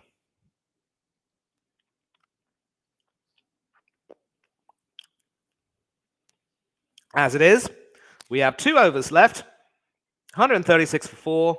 The match poised on a bit of a knife edge, but Hardik is still at the crease, and Rishabh Pant, the Indian wicketkeeper, is at the non-striker's end.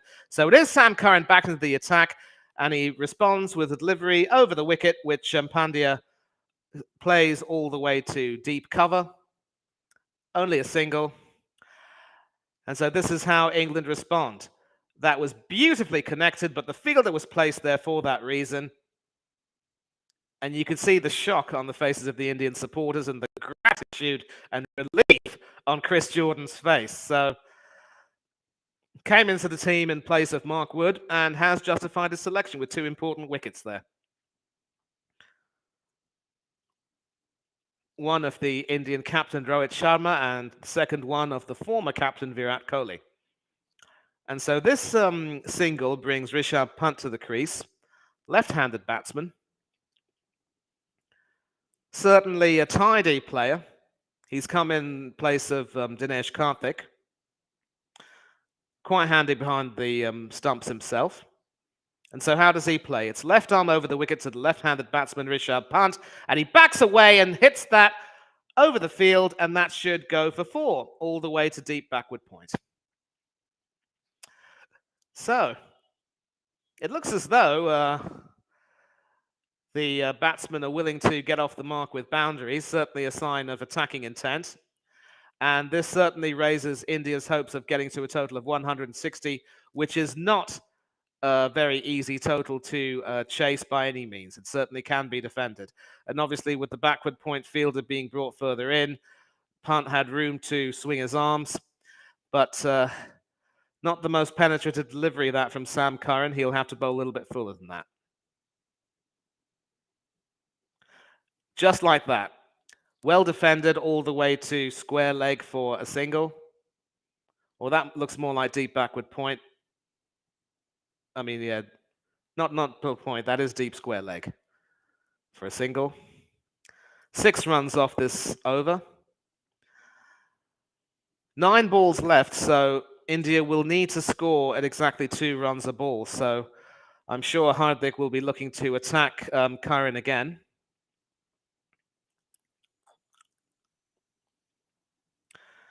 He's been England's best bowler in terms of wickets, but he hasn't had any luck tonight.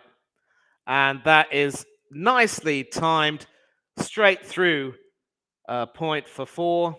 And these are welcome runs for India. So they're obviously going to look to try to get to 150 by the end of the 19th over.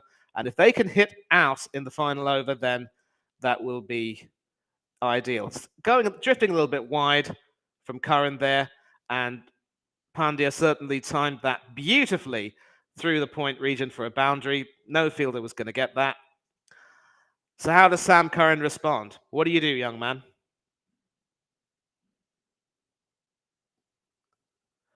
And that is hit high, but it's hit hard. Over deep mid-wicket for 6, and that brings up India's 150. And that takes Pandya himself to 48 off 28. He's played a magnificent hand after the dismissal of Surya Kumar Yadav, and certainly taken it upon himself to bring India some welcome runs. So, one delivery left. India looking to finish with a flourish, and Pandya is helping them do that. So what does Sam Curran do now? 82 meters over mid-wicket. That went a long, long, long way.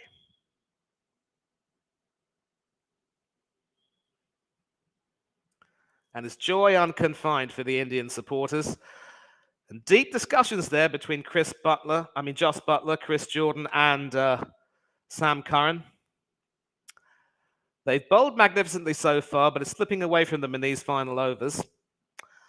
A lot of work has to be done right now. What does Buttler do? Well, Sam Curran is going to bowl his final delivery of his stint. And who does he bring on for the all-important 20th over? Curran has to bowl full. He cannot bowl short. He's got to try and get that Yorker in. Hardik is 2 runs away from a 50. Can he get a 4 and get to his 50 with a flourish?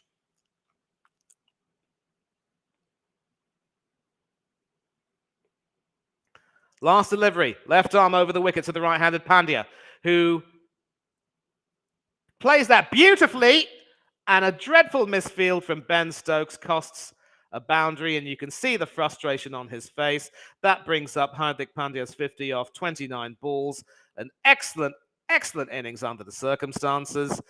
He is now on 52 not out, but Rishabh Pant will have strike for the final over, and gathered that well enough, but let that slip through his fingers, and you could see the frustration on his face. He will not be happy at letting that go for 4. In fact, it was his hand that touched the rope, and well, they're checking the boundary, but it should be confirmed as a 4.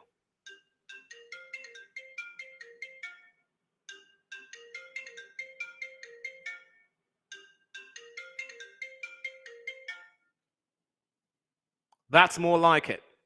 Not again.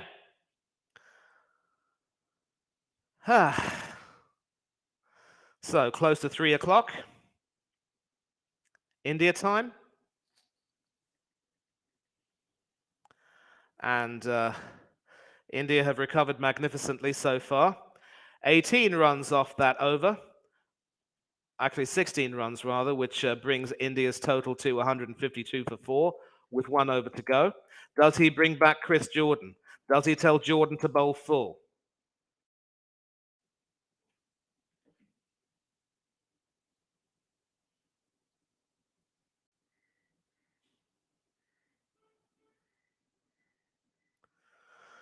Well, it's all happening out there.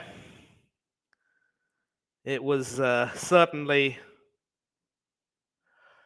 an excellent effort in the first few overs, but these last few overs are costing England big time. They're hemorrhaging runs. And Buttler now has to think on his feet.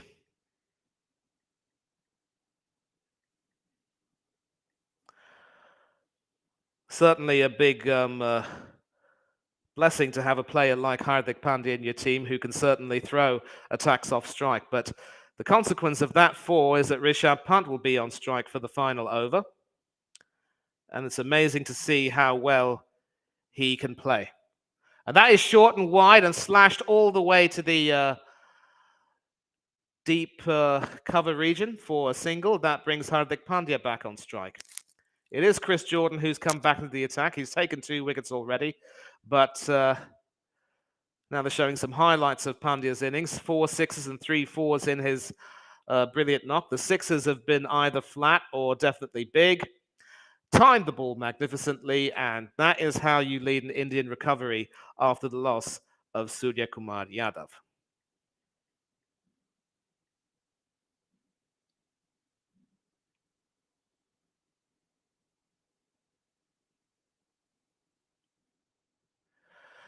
So it's all happening. It's all happening. What does Chris Jordan do? Second delivery over the wicket. Well, he hasn't bowled yet, but he will obviously look to try and make things happen now. Yes, second delivery over the wicket to Pandya. And that is timed beautifully once again, but it also finds the fielder, and they only get a single for their pains. So it looks as though India will be content with a total of about 160, and if they can get to that, that would be a job well done given the start they've had. And of course, at one point, they were 62 for 2 after 10 overs, but these last 10 overs have seen them cream India's bowling quite beautifully, and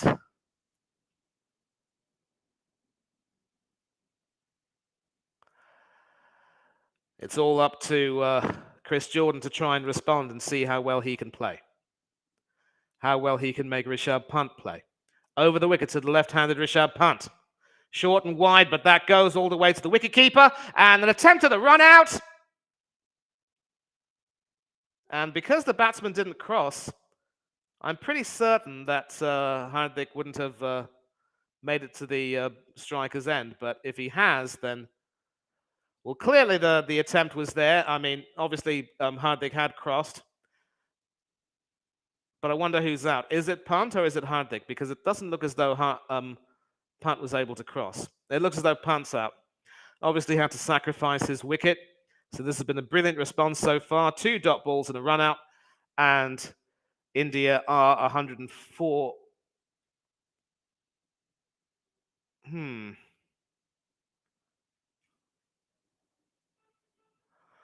Well, apparently I made a mistake with the scorecard. It should really be 156 for 4. My bad.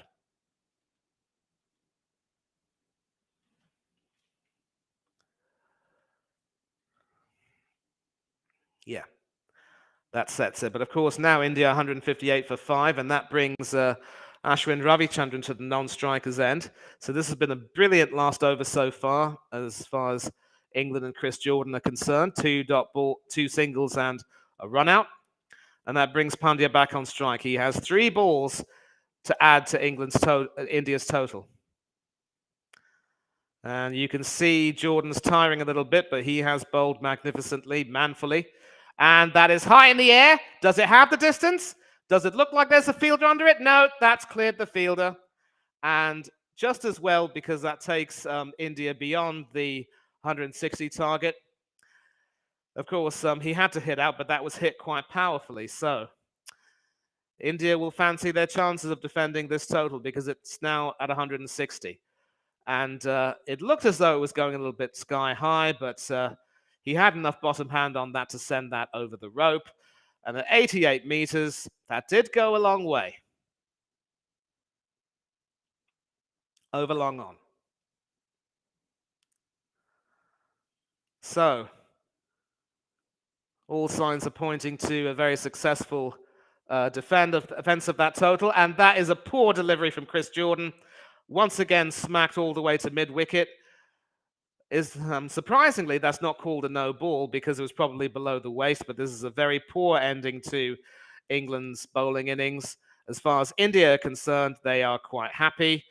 Pant sacrificing his wicket rather nobly to make sure that Pandya would take strike. And I'm very surprised that hasn't been called a no ball. Maybe that was just dipping over. 1 bounce over the rope. Ben Stokes was not going to get that. And I think, are they appealing for a no ball? There's a no ball check. No, that was probably just dipping below the waist. So that will not be called a no ball. So no free hit, which would have added insult to injury. 12 runs, but a wicket off this over, and that takes Pandya to 63, not out. So this has been a magnificent innings. Brilliant strike rate of nearly 200. What does Chris Jordan do? Final ball. 4 fielders on the leg side fence. And I believe he's broken his wicket. It's a hit wicket dismissal. It's all happening. It's all happening. So, what an extraordinary ending to this innings this has been. 2 singles, a run out, a 6 and a 4. And has he... Yep, it's his back foot that has dislodged the bails. and that is out, but not after having done some brilliant damage with the ball and having set England a very, very challenging total.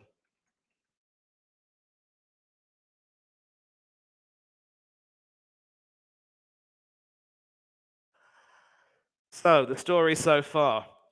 England started off bowling magnificently, but these last 10 overs, in particular these last 4 overs, have resulted in absolute carnage for England in terms of hemorrhaging runs, but probably that's to be expected.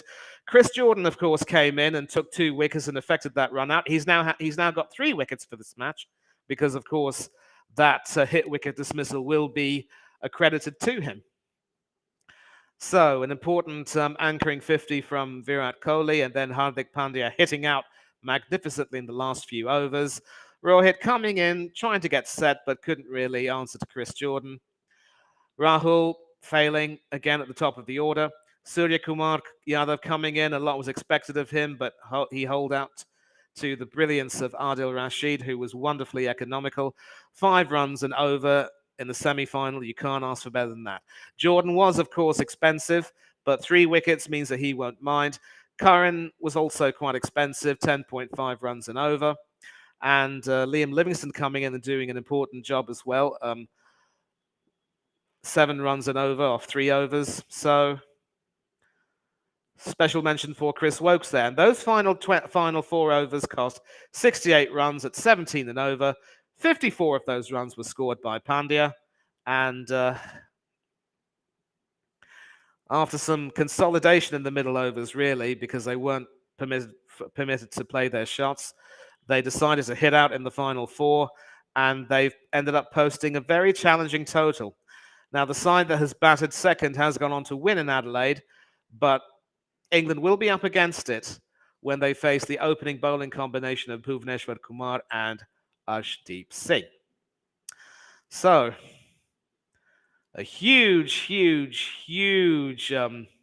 knock there from Pandya, and I think it's Adil Rashid now who's speaking to the commentators after his bowling stint.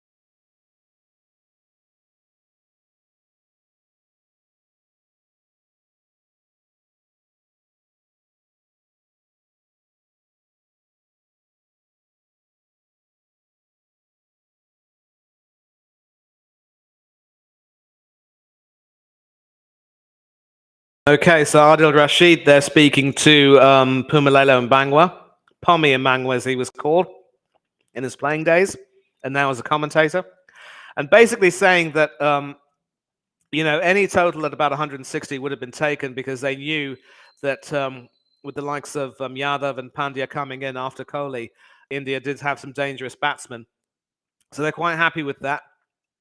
And as far as momentum is concerned, I think they will obviously be looking to the opening batsmen, Buttler and Hales, to provide a good start. Don't be too circumspect, but just don't treat the bowlers with too much respect.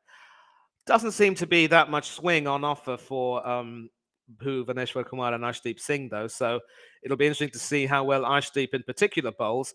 Can he get the ball to swing back in or swing away? Will Bhuvneshwar Kumar get his outswingers to work or keep that tight line? Certainly the way England's openers were able to flay Trent Boult and Tim Southee to all parts of the wicket when they played in the group stage is indicative of how well they could certainly play.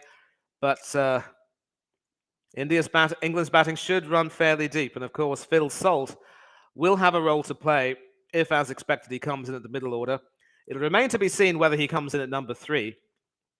But Jordan obviously justifying his decision with 3 wickets, even if he was a little bit expensive in the last 2 overs, which perhaps could have been expected. But I think Buttler might perhaps have missed a trick or two with bowling, and he will obviously feel as though uh, England should have restricted India to a more competitive total. But 170 is probably not bad per se, but you think it could have been a little bit better.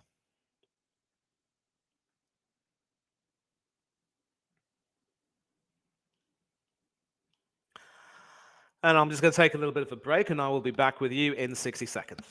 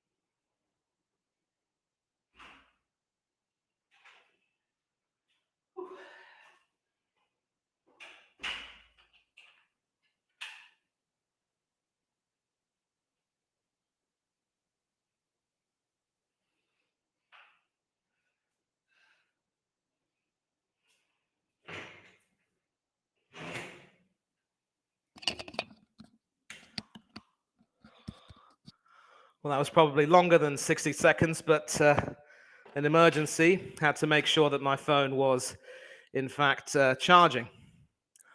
And obviously, the second innings won't be starting too long from now, so I have to make sure that I am ready. I want to make sure that my telly is hidden. And so the strategy, as far as England are concerned, will be to just play the bowlers on merit. I think India will feel quietly confident that they can defend this total and buck the historical trend. I would say that if England had been able to contain them to a total of about 140, then England would perhaps have been slight favourites. But India will feel very confident of defending this total if their bowlers can certainly hit the right lines. And once again, at some pretty poor moments, England's bowlers have been getting the lines they wanted. Curran, in particular, ending up not getting the swing he wanted, bowling short, not bowling full enough. Whenever they've bowled at a good length or a full length, they've always been able to trouble the batsman. But I think the short balls were, near the end of the innings, were put away quite brilliantly by Hardik Pandya and company.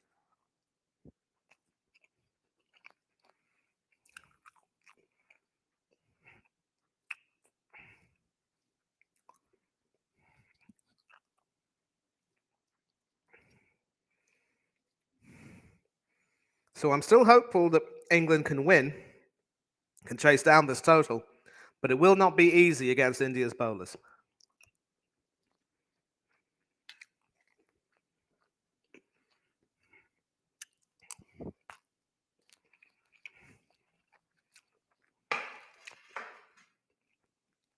And of course,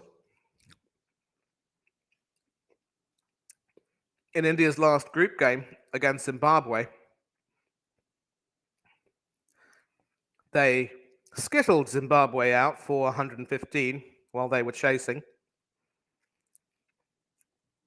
Apart from Sikandar Raza and Ryan Burl, no batsman able to get any kind of get going in any way. Ashwin Ravichandran taking 3 wickets for 22, 2 wickets each for Shami and Mohammad Shami and Hardik Pandya. Bhuvneshwar Kumar and Ashdeep Singh, a wicket each and some excellent economy rates for those two. So they could very well be key. And despite being expensive, 1 for 40 off 3.2 overs, Patel has been maintained. So could they have missed a trick by not playing Yuzvendra Chahal today? It will remain to be seen. A huddle over there between India's fielders. And the situation is clear.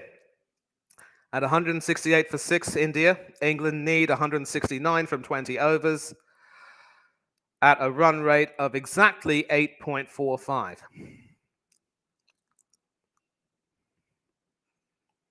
And of course, if this final semi-final ends in a tie, it will be decided any which way. Thankfully, the weather forecast has been brilliant so far. There's been no rain on the horizon.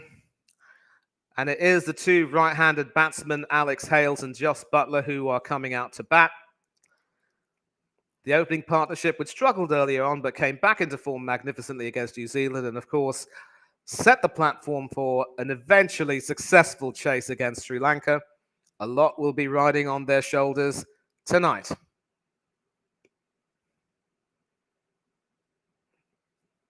And of course, I don't know if too many people will be watching this on Thursday morning and early afternoon back in the UK. It is still morning, of course, over there. I believe it will be 10 o'clock now, or quarter to 10.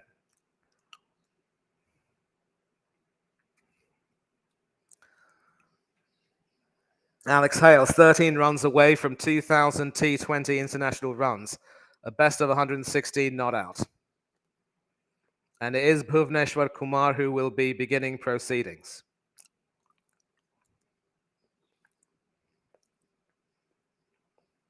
Right arm medium fast. He will look to try and swing the ball away from the batsman. And he will be bowling over the wicket to the right-handed Jos Buttler. 5, 4, 3, 2, 1. And we have liftoff. So 8.45 runs and over, 169 runs to win. It is Bhuvneshwar Kumar who will be beginning proceedings in the power play. Right arm over the wicket to the right-handed Jos Buttler. And the chat has indeed gone quiet. And an aborted run-up.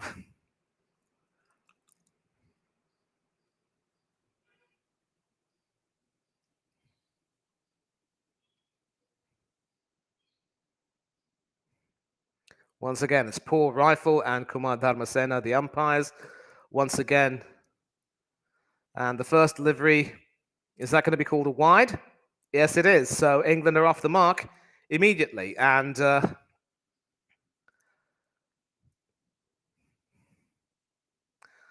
course, Dharmasena and Rifle were on opposite sides of opposite sides in the 1996 Cricket ODI World Cup final. Dharmasena, Sri Lanka, of course, prevailing over Rifles, Australia. Decent call that, just deviated away. I think Buttler was shaping up to play that, but in the end decided to let that go wide.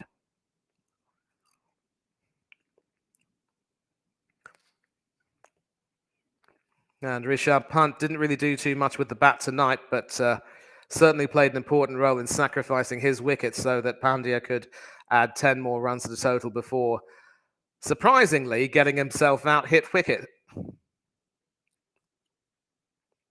An attacking offside field for Buttler. First legal delivery.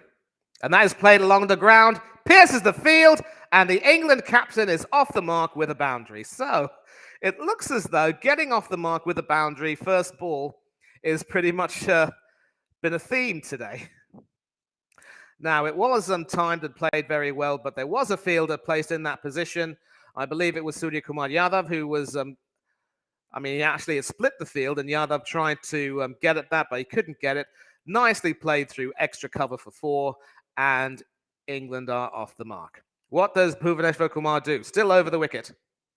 And he responds with an in-moving delivery, if not swinging, coming back into the batsman, cramps him for room, doesn't let him play. And Bhuvneshwar Kumar says, "Sorry, skipper. That's all you're getting from me." So in the power play, Bhuvneshwar has bowled a lot of balls, a few short of a length, but mostly at a decent length. Not too many Yorkers. And his in-swing has surprisingly been the majority of his deliveries, but he has bowled the occasional outswinger. And it's the outswinger that has taken quite a few of his wickets. And once again, played through the same region. The same fielder isn't able to get it. Yadav has not had a good day so far, and that's another boundary. So England are up and away. 3 balls, 9 runs, a wide, a boundary, a dot ball, and a boundary. But the England captain cannot get carried away. That was perhaps swinging a little bit wide, but Buttler was onto that like a flash. Once again, timing it past the fielder, splitting the cover fielders. And you can see the look of disbelief on Yadav's face. But Buttler has to stay grounded. And that was a beautiful in-swing delivery. Played and missed. And Buttler can heave a sigh of relief. Calm down, Skip. You've only just begun. And of course, Buttler is one of the leading T20 batsmen in world cricket today, arguably England's finest ever. Has all the shots in the book, even out of the book, if you like. And his wicket will be key for India. 2 wickets left. Can Bhuvaneshwar Kumar prize out the England captain? He will not want to see England get to a partnership. No way. And an appeal for an edge there, but there is no edge. And it's all happening. So clearly Kumar has responded by trying to make sure he gets it going back into the batsman. And obviously Buttler was an attempt at a run out there. And Buttler thought he could steal a run after the ball hit the wicket, but no dice there. So last ball of Bhuvanesh was over. And that is played off Buttler's legs quite beautifully. That goes all the way to the mid-wicket boundary. 13 runs off the over, and the England captain and his team are up and away. 13 for no loss.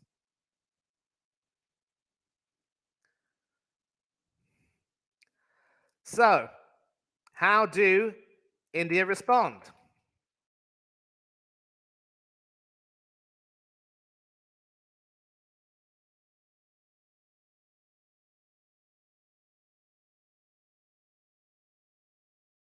Need 156 from 19 overs.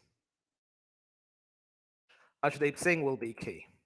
And so Bhuvaneshwar was able to get some really good swings, so Arshdeep bowling left arm over the wicket will certainly look to try and trouble Alex Hales, but Buttler has countered that first over from Bhuvaneshwar Kumar quite magnificently.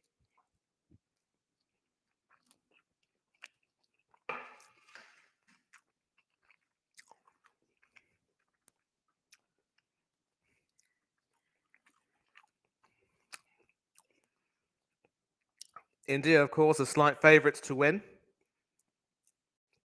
So if they aren't able to... It is Arshdeep Singh who bowls over the wicket to the right-handed Alex Hales, swinging back in, and Hales plays that all the way to point for a single, which brings the England captain back on strike. So if India fail to defend this total, it could very well be a missed opportunity. Clearly some early swing for Arshdeep Singh and also for Bhuvaneshwar Kumar, but Buttler has counted Bhuvaneshwar quite magnificently. 3 boundaries off the first over. And the England fans are jubilant, but they cannot allow themselves to get carried away because it's only just begun. It's not over yet.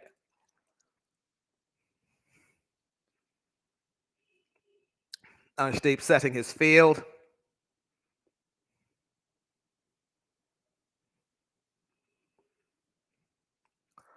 Gaps on the leg side. Will Buttler exploit them?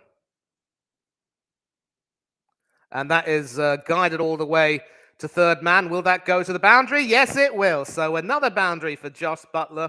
He moves to 16 off 7 and India 18 for naught after 1.2 overs, going along swimmingly, and the captain is leading by example. The Buttler is doing it, as they would say. You could say that this has been a test innings in a T20 game. Hasn't had he's resisted the temptation to go down the track and really play some expansive shots, just timing the ball magnificently, finding the gaps. 4 boundaries for the England captain. How does Arshdeep respond? There's an edge. Is there an edge? Nope. Played and missed, and that is, in fact, a wide. So, India's bowlers feeling the heat. England are asking questions. How do India respond? Looks as though the decision to bowl first was the right decision, and rather strangely, Rohit Sharma did say that he would have batted first anyway. So looking to defend this total, but they're under pressure right now, the bowlers. Of course, one wicket will change everything. Over the wicket to the right-handed Buttler, left arm. And that was beautifully bowled, and square leg was on that like a flash. No single for them. And certainly Arshdeep Singh has had a role to play in this tournament with his brilliant swing bowling. Certainly against Pakistan, he was outstanding in his opening overs. But a lot will be expected of him tonight. 5 wickets in the power play for him. The joint best, along with Taskin Ahmed and Lungi Ngidi, who, of course, and also Mazarabani, who are no longer in the tournament. Third delivery of the over. Beautifully bowled. That finds the mid-off fielder, who sends them back. And clearly, Virat Kohli is in no mood to play around.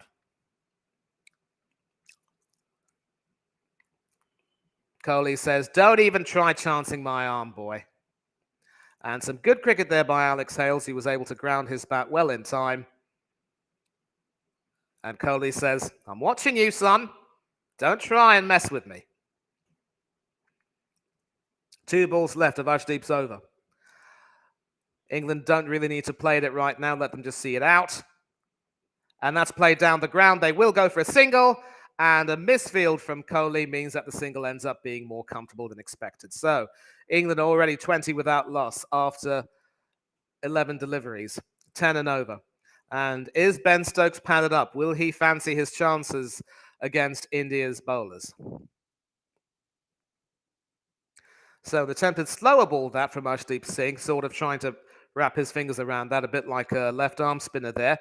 But Buttler was able to play that back down beyond the bowler and run for a single, and that brings Alex Hales on strike. So while Hales was the aggressor against Sri Lanka, he's now taken a back seat to his captain. And that is beautifully timed, but again, that finds the deep point fielder, backward point fielder, if you will. And England, after 2 overs, are 21 for no loss. So going along swimmingly, serenely. But of course, we know that it's England. If once their opening batsmen fall, collapse will not be too far away.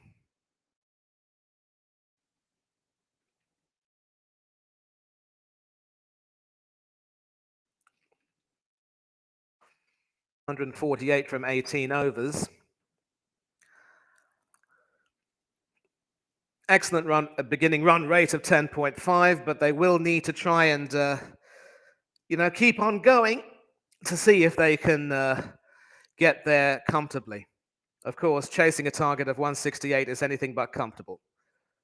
And it's Bhuvaneshwar Kumar back into the attack, right arm over the wicket to Alex Hales, the right-handed batsman who plays and misses, goes straight through to the wicketkeeper. And so Hales will not want to play any silly shots against Bhuvaneshwar Kumar, former captain and current captain, deep in discussion. Not too sure Kohli has much tactical input these days with Rahul Lokesh, India's official vice-captain. Second delivery from Bhuvaneshwar Kumar. And that is played along the ground, but that should find the deep cover fielder. Actually, it's a deep point fielder, Surya Kumar Yadav. Another single to the score, and England still have their opening partnership intact.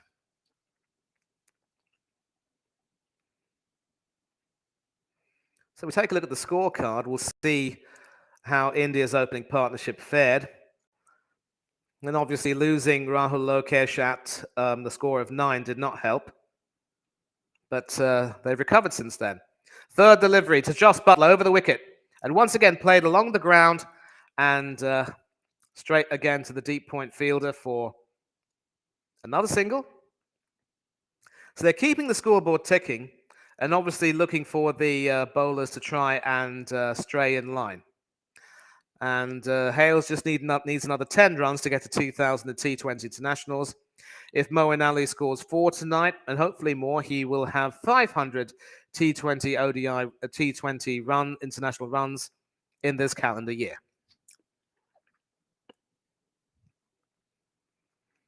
Now, of course, England cannot afford to throw their wickets away because India will know that it takes 10 deliveries to get 10 batsmen out.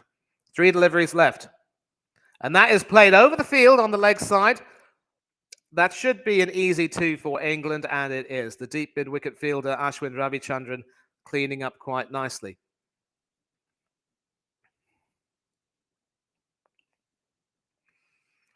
So after a rollicking first over, it's been fairly sedate since then. Just 4 runs off this over, but England won't mind that. Still going at slightly just over 8 and over. And with the batting they have, they will certainly look to hit out in the later overs. And Phil Salt will also have a role to play. And Buttler goes big and brash over deep extra cover for a big 6. Actually, it's not Buttler, it's Alex Hales who goes big. And 1 delivery left of the over. So decent seam position that, but Hales onto that like a flash, carving that magnificently over the cover fielder, going over deep cover for a 6, 84 meters long. And now Alex Hales is up and away. And this is starting to look really good for England. 10 runs off this over so far.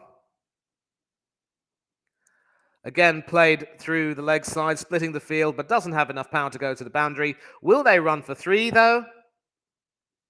Nope, they decide to settle for 2. So 12 runs off that over. England are 33 for no loss at a rate of 11 and over. And so far, so good.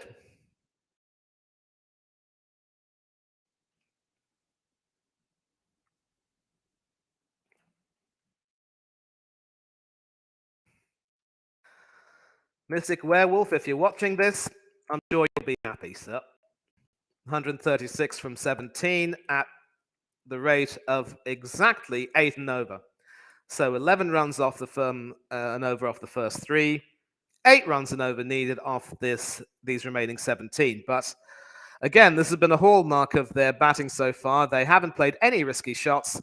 They've earned their runs quite well, and they've played some really good cricketing shots, playing it along the ground, only going big when they know they can certainly get to the pitch of that. And 33 for no runs off 3 overs is absolutely magnificent. Bhuvaneshwar has been hit out of the park. And now they brought on the left-arm spinner, Akshar Patel. And no work there because Buttler was able to get to the pitch of that and play that beautifully over the covers for 4.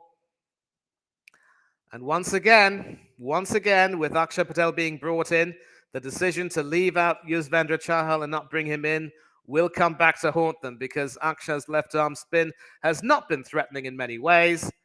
But of course, he has 5 deliveries left in this over. It goes high, there's a fielder under it, but couldn't quite get that in time. So you could say that that was the first loose shot that Buttler's played tonight. And he's gotten lucky over there. I think Buttler knows how lucky he is. So again, coming down off a height is Patel with his delivery, and Buttler trying to play that over the top. Played it over the fielder, but didn't really get that much in terms of distance. And Alex Hales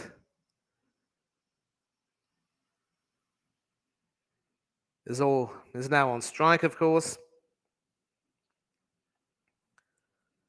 He's reached his landmark of 2,000 T20 international runs, and with that, he now goes to 2001. A misfield there from Rahul Lokesh at mid-wicket.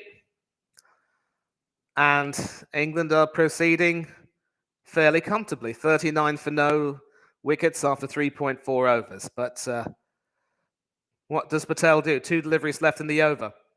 Buttler plays that again to the mid-wicket area for another single, so England are content to pick off singles, and as long as these 2 are at the crease, you can just see England progressing further. So still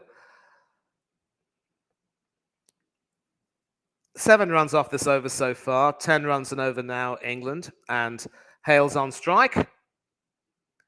And he plays that final ball also to mid-wicket. Should be a very comfortable single. England are 41 for no loss after 4 overs. And now we have someone in the chat. I will get to you in a minute, sir, madam, whoever you are. Please bear with me.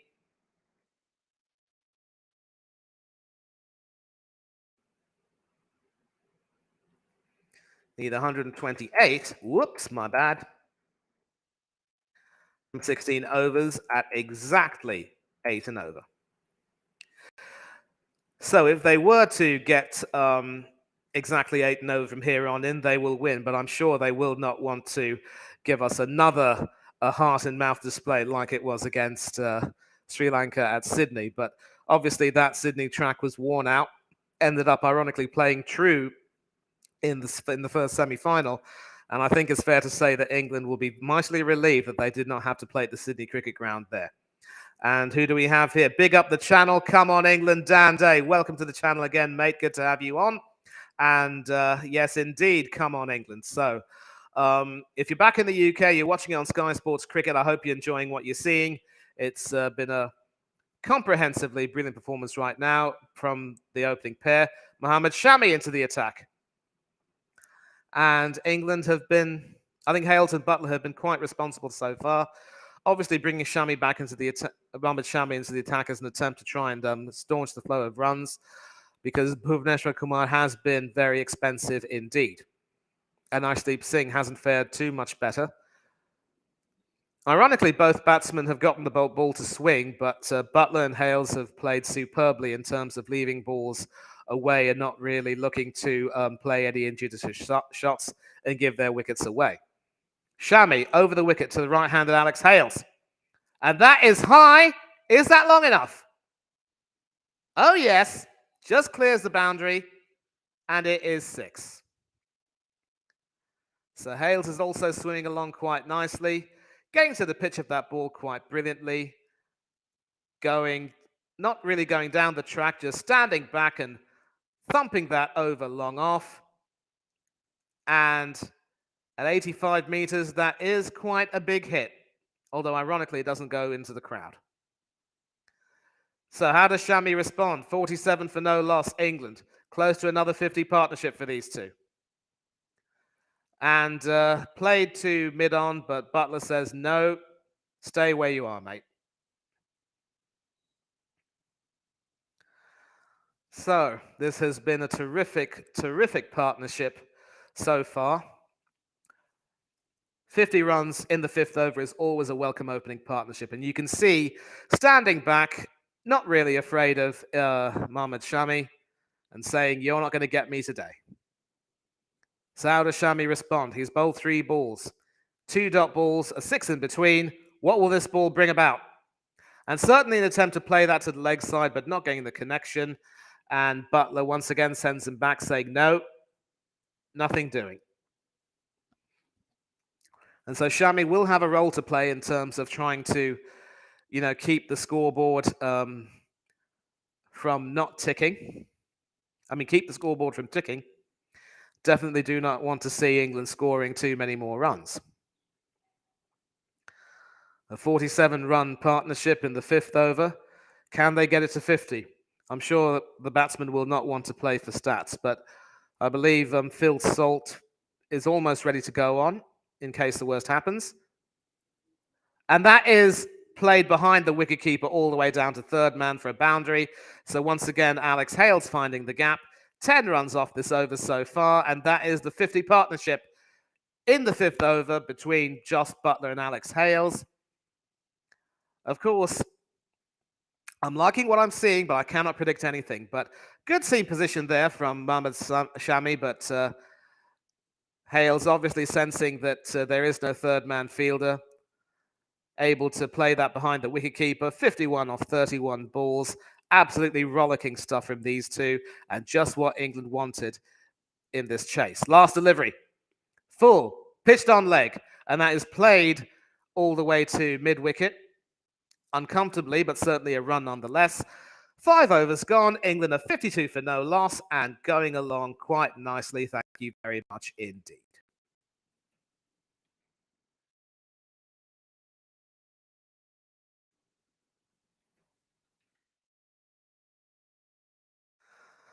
(117 runs from 15 overs needed. Under 8 an over now. And obviously, this seems to be England's game plan. Make sure they get an excellent opening partnership going and continue from there. But obviously, you know, England's batsmen will need to look to play very judiciously. They cannot afford to play any reckless shots, and we all know that England collapses are all too common. Akshar Patel into the attack now. And that is some sort of...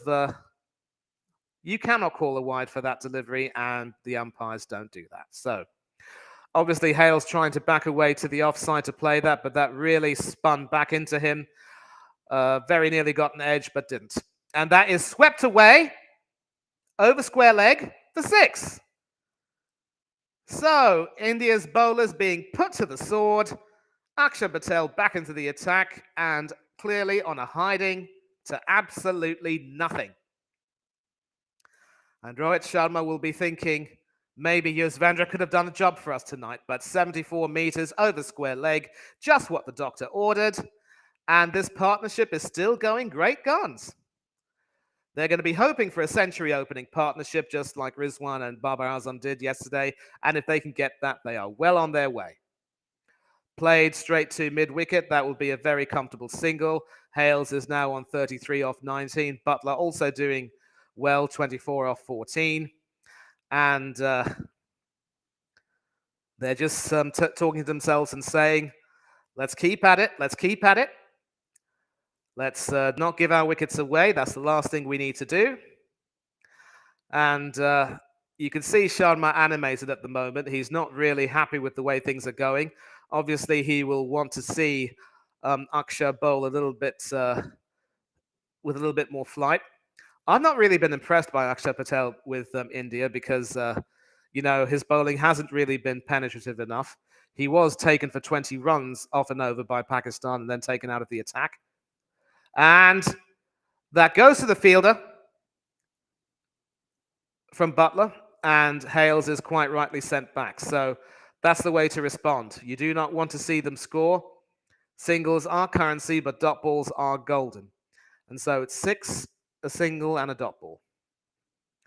And once again, Buttler's forced back into his crease, tries to guide that through the covers, but can't get enough of a connection.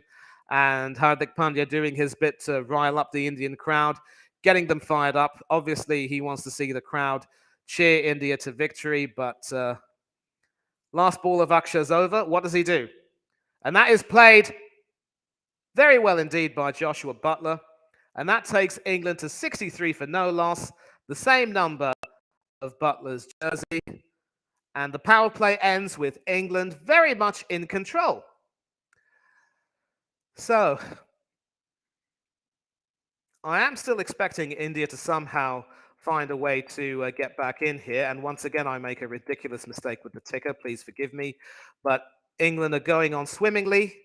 They now need 106 off 14 overs.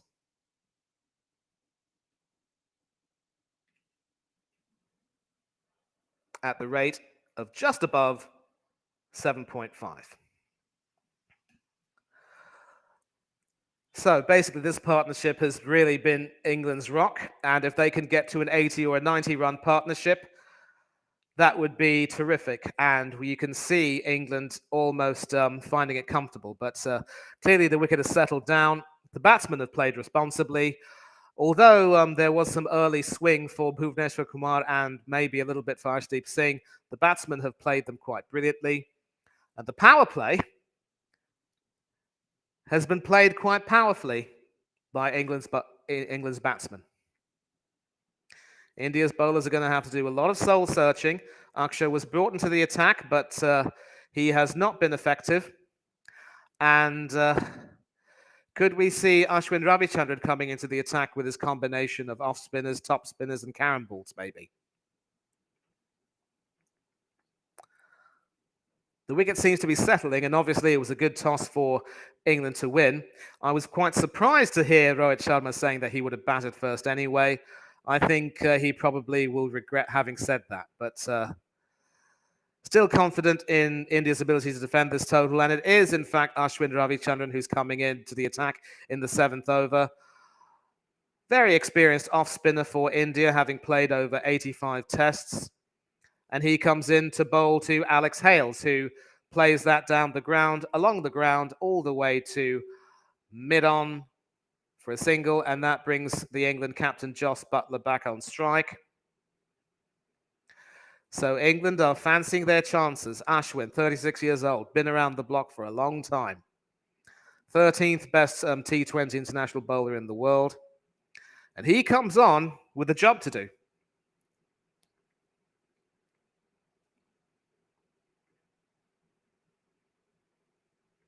Over the wicket to the right-handed Buttler.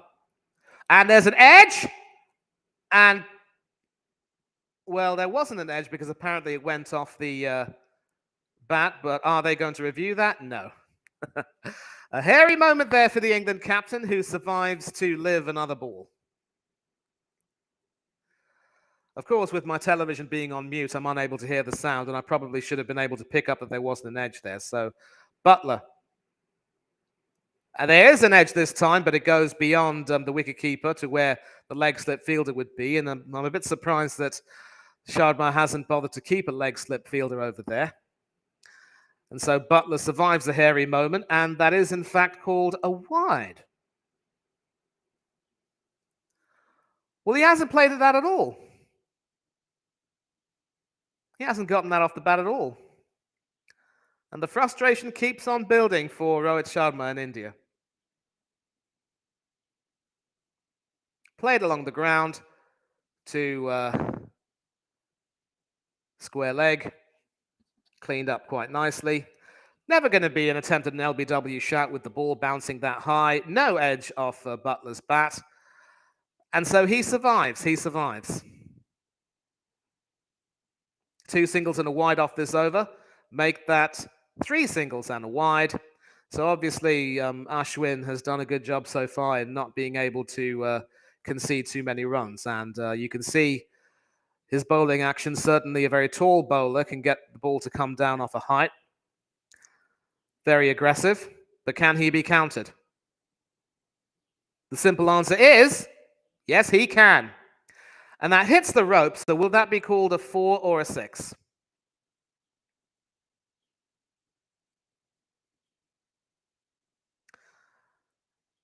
They're calling for a 6. I'm not too sure that will be... well, it actually hit the rope straight, didn't go along the ground, so I think the umpires will signal that a 6. It is a 6, in fact. So Hales has certainly opted to sweep Ashwin out of the ground. Didn't quite go out of the ground, was very much in the ground, but it was on the rope, and that will be a 6. So this has once again been some brilliant batting from the England batsmen. A single to end the over. England is 75 for no loss after 7 overs and going along swimmingly indeed. Just beautiful. A beautiful sight if you're an England fan. If you're an India fan, all you can do for now is pray. But look, you still have some chances. I'm not taking anything for granted. And England need 94 runs off these remaining 13 overs at a rate of just above 7 and over. But we all know the fickle nature of T20 cricket. A wicket at any time will certainly send this England team into a tailspin. Akshar Patel being brought back for his 3rd over, a glutton for punishment perhaps. And round the wicket to the right-handed Hales, who prods that all the way to cover, a dot ball. Hales is on 42 off 24. He's played magnificently. And he's boshed that over the leg side, and that goes for 6.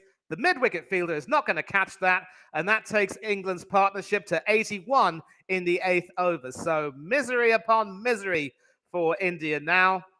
And will a prayer be enough to save them? getting to the pitch of that quite beautifully. And I think it's time for Rohit Sharma to take Akshay out of the attack. 74 meters, no joy there. And that is sort of allowed to go through to the wicketkeeper. Looking dangerous, but that is the response you want. But highlights again of that shot. Hales taking to the Indian spinners magnificently. And that goes beyond the cover fielder for a single to bring Hales to 49 off 27 balls. Josh Buttler also very much in the thick of things at 29 off 19. And this could very well be the opening partnership which condemns India to defeat. It could be, it might not be, we don't know.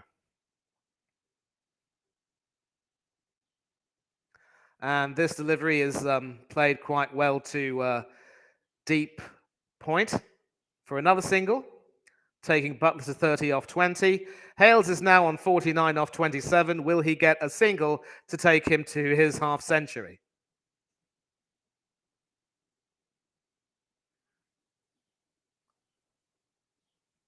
And that is played back down the ground. Akshay is able to deflect that away all the way to mid-wicket, and that brings up Alex Hales' 50 off just 28 deliveries. What an innings it has been. He's taken the attack to India's bowlers, seam and spin alike, and after 3 overs, Akshay Patel is wicketless for 28 runs, and it might be time for him to get out of the attack. 9 runs off that over, and it's 84 for no loss. England are just about halfway there. And so, how will they go about it?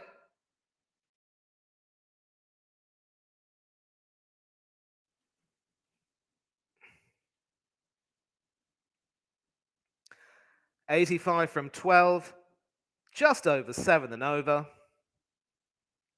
Coming up, roses. And I am here for it. But again, I remember England against Sri Lanka. You could see the ecstasy on my face. It then moved to agony. And then finally, when Chris Woakes' edge was able to guide that all the way to the point boundary for 4, sheer bleeding relief. So I'm glad that all of you are here. If the chat is empty, please join in the chat if you can. Once again, I will post a link in the chat if you want to come in. Pandya into the attack now. Over the wicket to the right-handed Hales, who boshes that all the way to deep mid-wicket for a single. So the wicket has now settled quite nicely, and that takes England's partnership to 85. They will be looking to get a century partnership between these two, which will leave the middle-order batsmen with not too much to do near the end.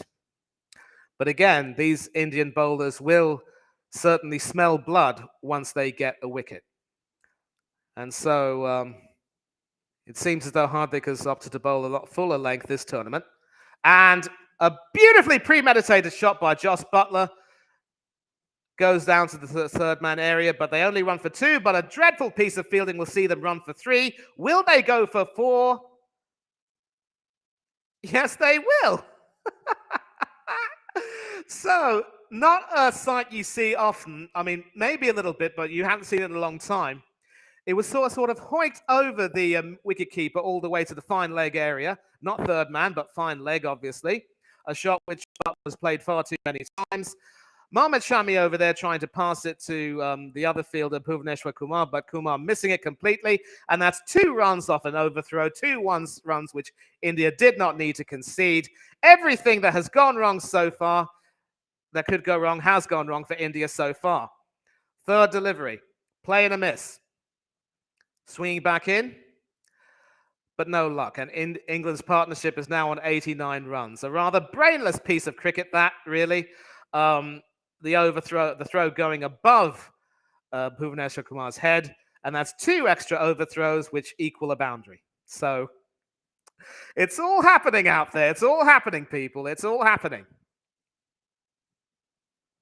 It's all happening. What does Hardik Pandya do now? 4th delivery. That is played over the field, and obviously the fielder wasn't going to get that. Did they run for 2? Yes, they do, and yes, they did. So 7 runs off this over already, no risks really being taken, and you can see the India dugout looking very glum indeed. 91 runs for no wicket. This partnership could very well be key.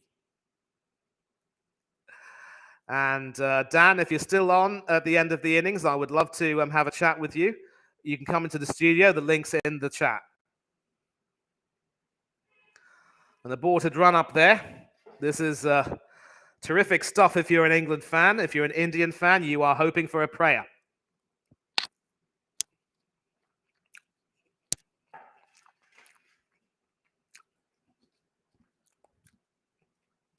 Looks as though Sharma might want to bring Arshdeep Singh back into the attack, but the way these two batsmen have played, they've countered India's bowlers magnificently.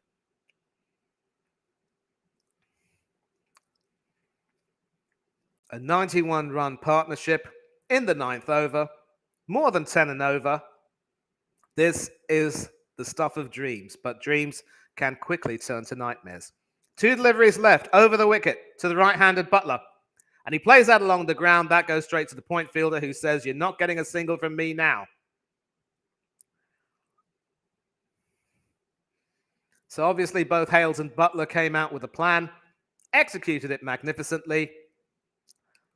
And I think it's fair to say, really fair to say, that this has been, on the strength of their last few performances, the best opening partnership of this World Cup. Another 50 partnership. Could this be a century partnership? Last ball of Pandya's over. Waft and a miss from Buttler.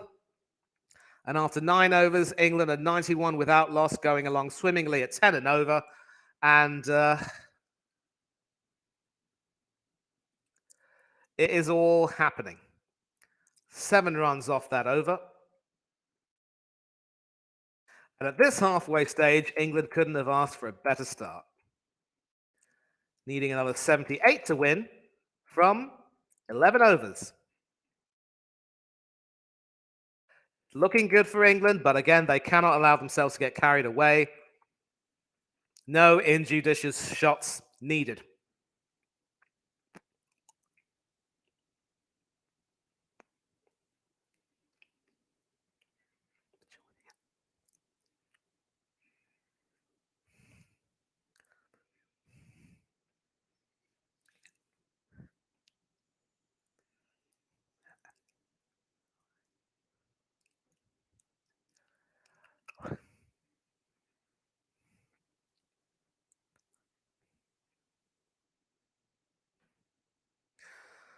So, breath's been taken away so far. 91 for no loss. England have done well. They will be hoping to get this to a 100 partnership. And it looks as though Rishabh Pant is on the floor, needing a little bit of treatment. Is he cramping? I'm not too sure. So that'll be another advertisement break.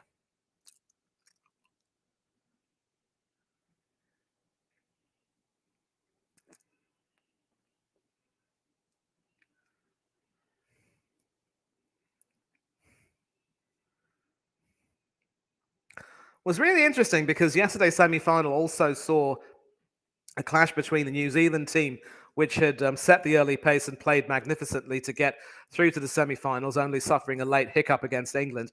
And we all know that the Pakistan team huffed and puffed and, stuttered all their way to the semi-finals, depending on that freakish result between the Netherlands and South Africa. But again, it's all about how you perform on the day, and that day, New Zealand were just outthought, outbowled, and outbattered. And it could very well be the same thing here. The only solace for India is that they lost the toss, but hearing Rohit Sharma saying that they would have batted first anyway, I'm not too sure whether that was mind games from the Indian captain, or whether he was just trying to instill confidence in his boys. The Adelaide wicket has played true so far, and of course, the side batting second has always won in T20 internationals on this ground. But records are meant to be broken, and there have been instances where you can either, if you don't run out of runs, you can run out of wickets. We know that this England team is still capable of a mid-order collapse, but so far, with the openers batting well, with the wicket playing true, this could very well be England's time to say, that suits us just fine, thank you. And we could be set, of course, for a repeat of the 1992 World Cup final, ODI final between England and Pakistan, a classic match for the ages. And I'm sure a lot of people were hoping for an India-Pakistan final, but unless India can take a few wickets and put England under pressure, I cannot see that happening.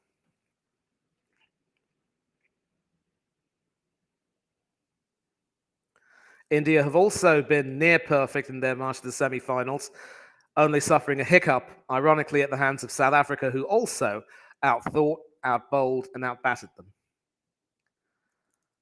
But this is a long break, and I'm not too sure if Rishabh Pant is okay or if he can continue. I just hope he'll be fine for India's sake. Well, this is a very long break indeed. Finally, it seems to be over. And so they're back. And so it is Arshdeep Singh coming back into the attack. He will look to try and bowl incisively and try and upset the batsman's concentration. But he's bowling to the well-set Alex Hales, who is 51 not out of 29 balls. Left arm over the wicket to the right-handed batsman. And that is slapped through the covers for 4. Hales is now on 55, England are 95, no wickets lost, going along quite swimmingly, and it's nice to see Sam Curran in the dugout just spinning a rugby ball there. So this wicket has really played true so far. An attempted slower ball that from Arshdeep Singh, which sort of sat up nicely for Alex Hales, straight through the covers. The fielders had no chance there. I think obviously Rohit Sharma would have wanted to keep a mid off there, but the partnership is now at 95, 5 runs away from a century partnership. And of course, England will want to build on this amazing start if a wicket were to fall right now. But a 95-run partnership of just 9 overs, 9.1 technically, but still thereabouts nonetheless. This has been brilliant, brilliant batting. No risks, no frills, no spills.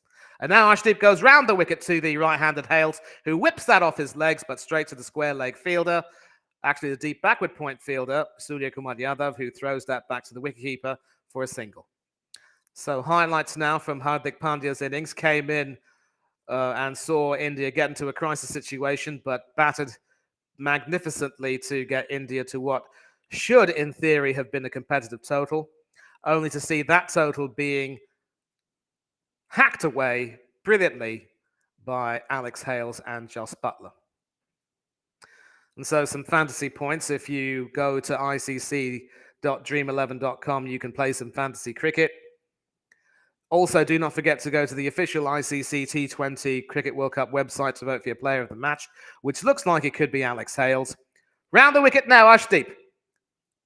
And because, you see that was played back down the ground, but a bit too straight, and the wicket was broken. But because Arshdeep Singh could not get his finger to that and get that onto the stumps, there is no dismissal, no run out.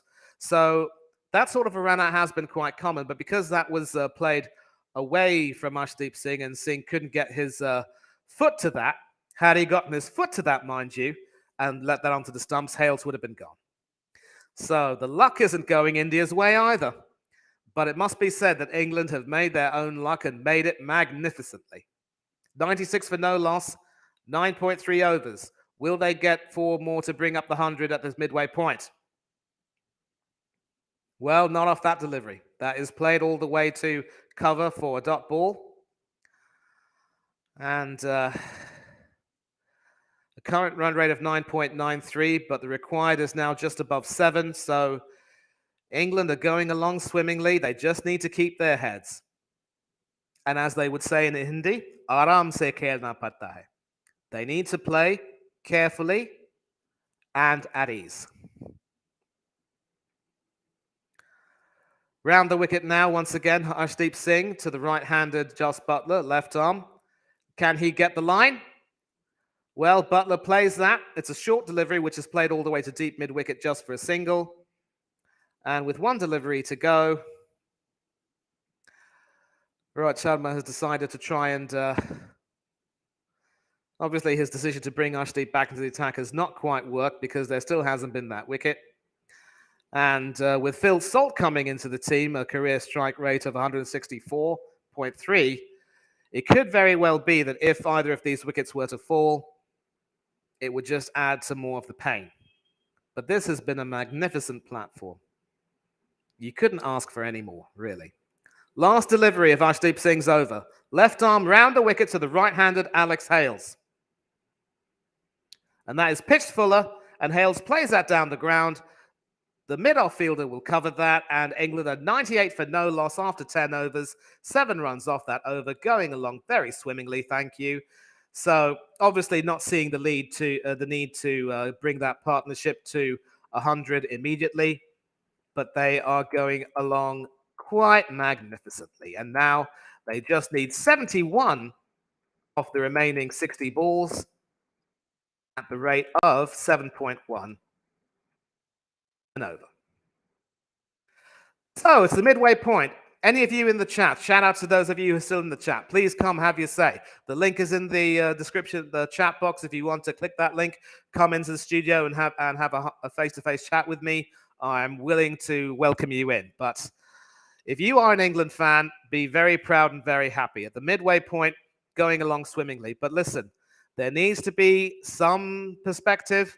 We know the fickle nature. Hardik Pandya into the attack, and that is boshed all the way. But does that find the fielder? Nope, that hits the mid-wicket rope, and that will also be signalled as 6. And that almighty shot brings up England's century opening partnership. Hales moved to 63 off 33, which is Pandya's exact score. Very ironic indeed. And a lot of bottom hand in that shot. A very short 6 at 73 meters at mid-wicket, and that hits the rope.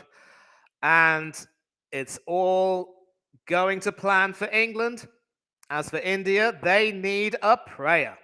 They need a prayer. 104 of 64 deliveries, including the extras, of course. Brilliant, brilliant stuff indeed. A match-winning partnership. Although, look, I don't want to jinx it.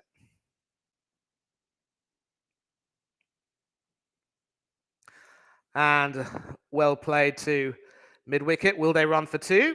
Yes, they most certainly will do. So 8 runs off these first 2 balls of Hardik Pandya's over. Over the wicket, bowling to the right-handed batsman, not getting any joy whatsoever, and the decision not to bring Yuzvendra Chahal into the side will almost certainly cost them unless they can pick up a few wickets. But it's looking very ominous now for India. And although my television is on mute, I could pretty much increase the volume and you can hear no sound from the Indian fans packed at the Adelaide Oval. Third delivery, over the wicket to Hales, who backs away, tries to play that away, only succeeds in finding the cover fielder. No run.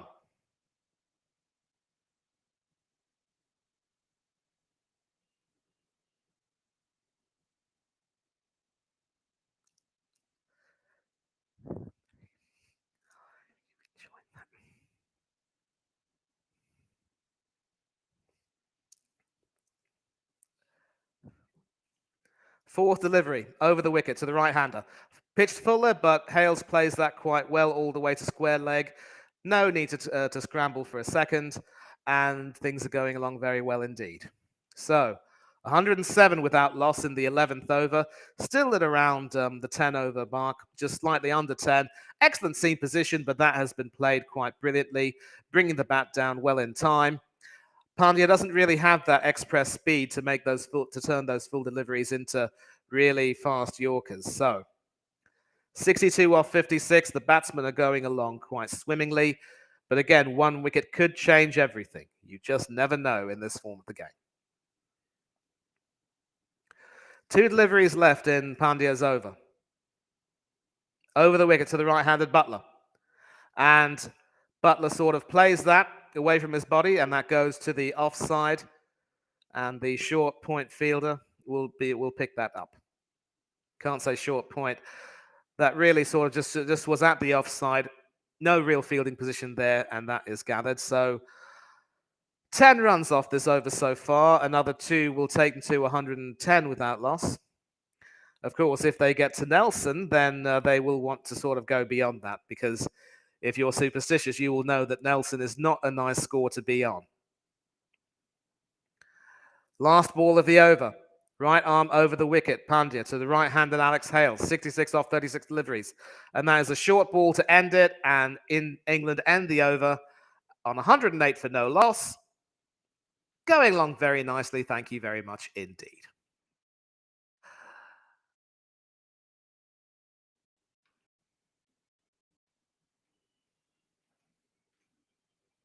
Need 61 from 54 balls. So they've adopted a really good strategy of just keeping the scoreboard ticking with singles and an occasional two. And of course, if the ball is there to be hit, they've hit it. They've judged this situation magnificently. And if you are an England fan, this is absolutely brilliant viewing. If you're an India fan, hope for the best. Hope for a wicket. Pray. And of course, India have played superbly to get this far. But again, it's all about how you play on the day that counts. And all dreams of an India-Pakistan final are slowly ebbing away, but with Ashwin Ravichandran back into the attack now, maybe there's hope. He is bowling over the wicket to the right-handed Jos Buttler. And Buttler once again caresses that through the covers. No hurry to take a second run, and the target is now whittled down to 60 off 53 balls. So this is the point where England can start counting down, and some room for joy among the fans, some fun, boisterousness, posing for the cameras. Secondary over the wicket to the right-handed Hales, who plays that all the way down to mid-wicket for another single. And again, the batsmen are in no hurry to force the issue. They are going along swimmingly.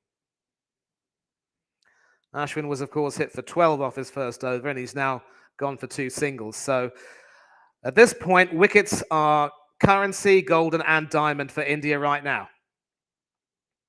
And that third ball is played all the way to deep cover. Will they run for 2? Yes, they do. And so they go past Nelson, and they should be safe.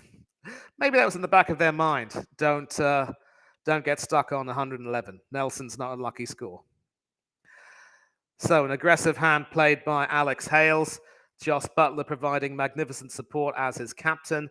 And I am going to vote for my player of the match right now. Do not hesitate to make sure you vote for your player of the match. And for me, there can only be one, Alex Hales so far.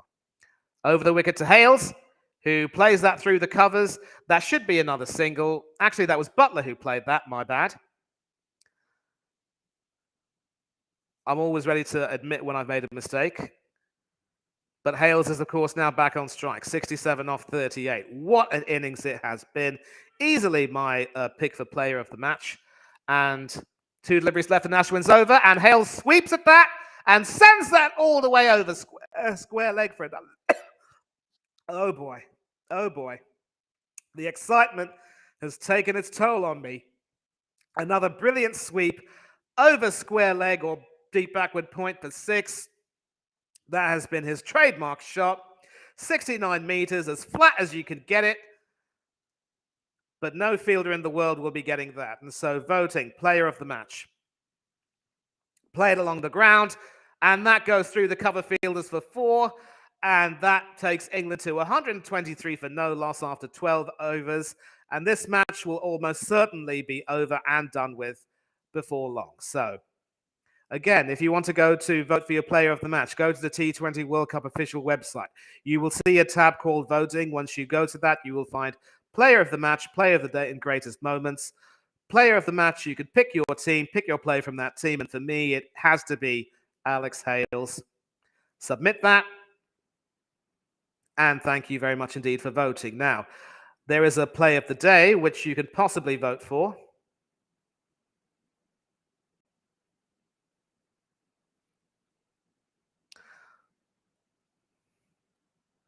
Sort of hard to select, but yeah, you can't really vote for that. But as long as you vote for your player of the day, that is fine. Thank you. And still taking some time to load. I will get back to the ticker very soon. 123 for no loss after 12 overs, with England needing another 46 from 48. And it's Hardik Pandya back into the attack. Right arm over the wicket. And Buttler plays that along the ground through the covers. Will they run for 2? Yes, they will. And that takes them to 125 for no loss. And so please let me adjust the ticker. I will get back to you. I promise you all.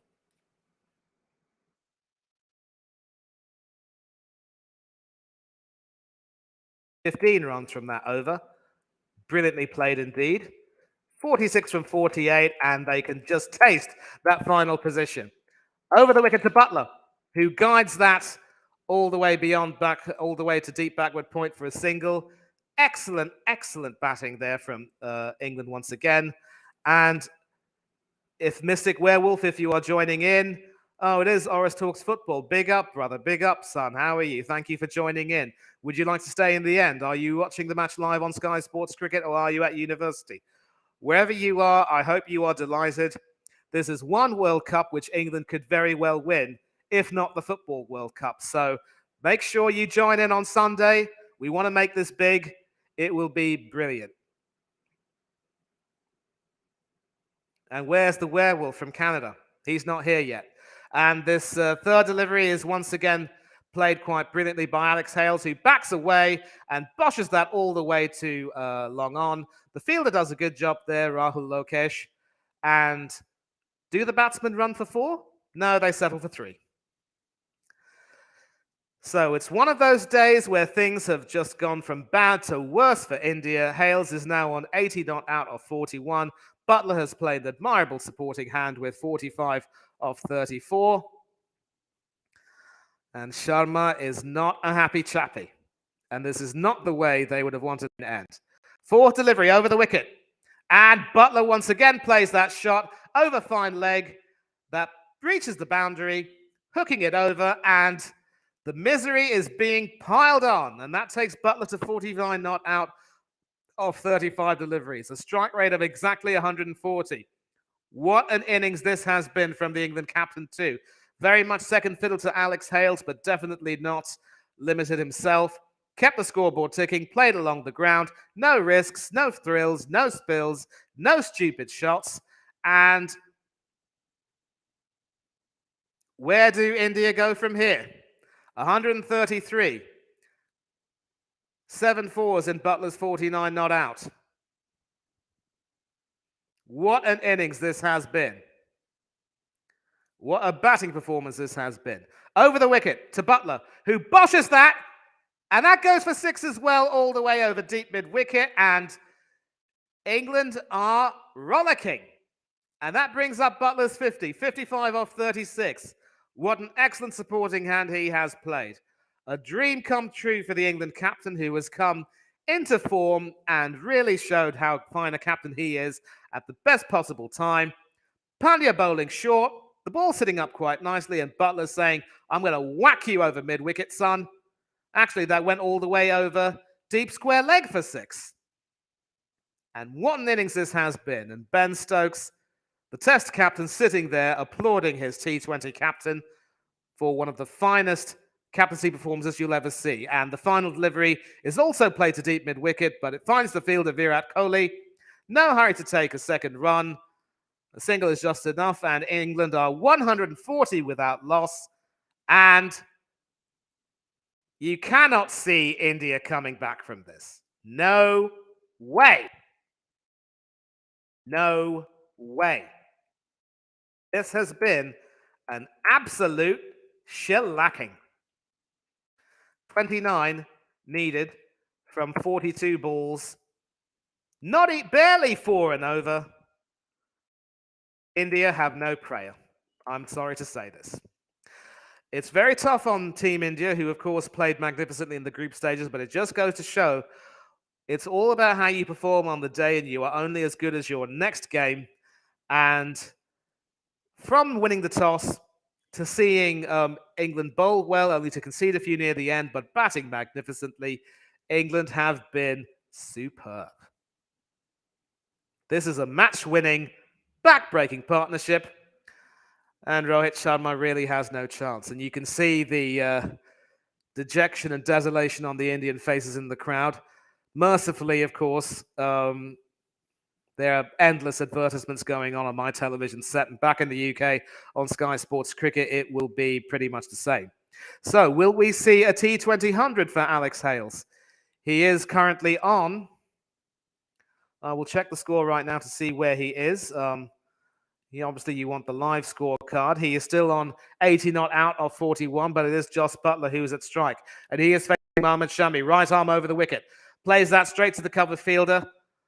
And you can see that it means nothing to Sharma to have stopped that, because he knows that England are well and truly on their way and India are down and out. No risks necessary. This has been quite simply a batting masterclass. Shami, right arm over the wicket to the right-handed Jos Buttler. Second delivery of the over. Steaming in. And once again played straight to the covers, fended off. No need to take any risks. 29 off 40. And you really cannot see England losing from here unless something freakish were to happen. They have literally creamed India's bowlers to all parts of the ground. The desolation and glumness on the Indian fans is evident to see, but the Barmy army are belligerent and jubilant. Third delivery of the over the wicket, and plays that over the field quite nicely. Should go all the way to the boundary, and it does. So very useful 4 runs there for Jos Buttler. The target goes down to 25 off 39.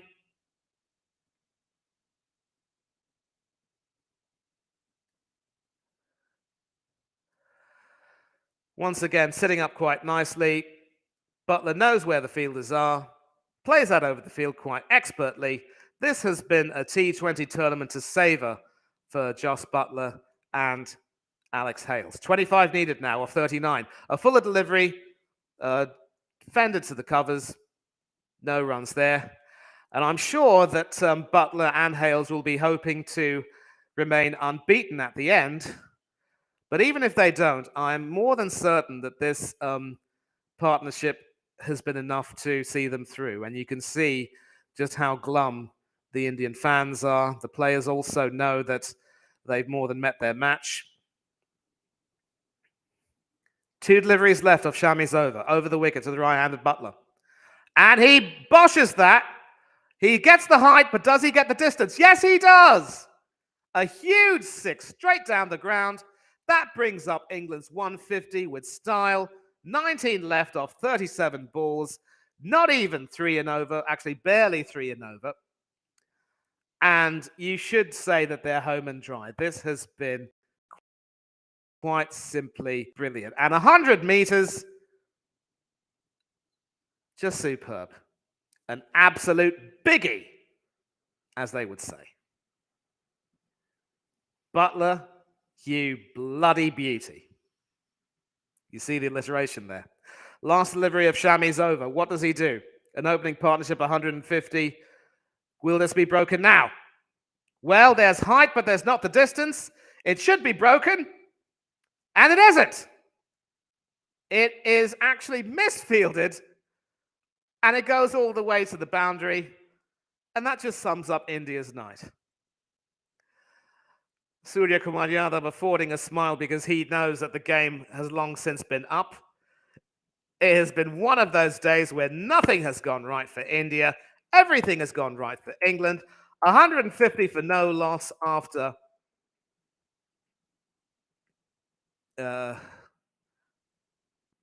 14 overs.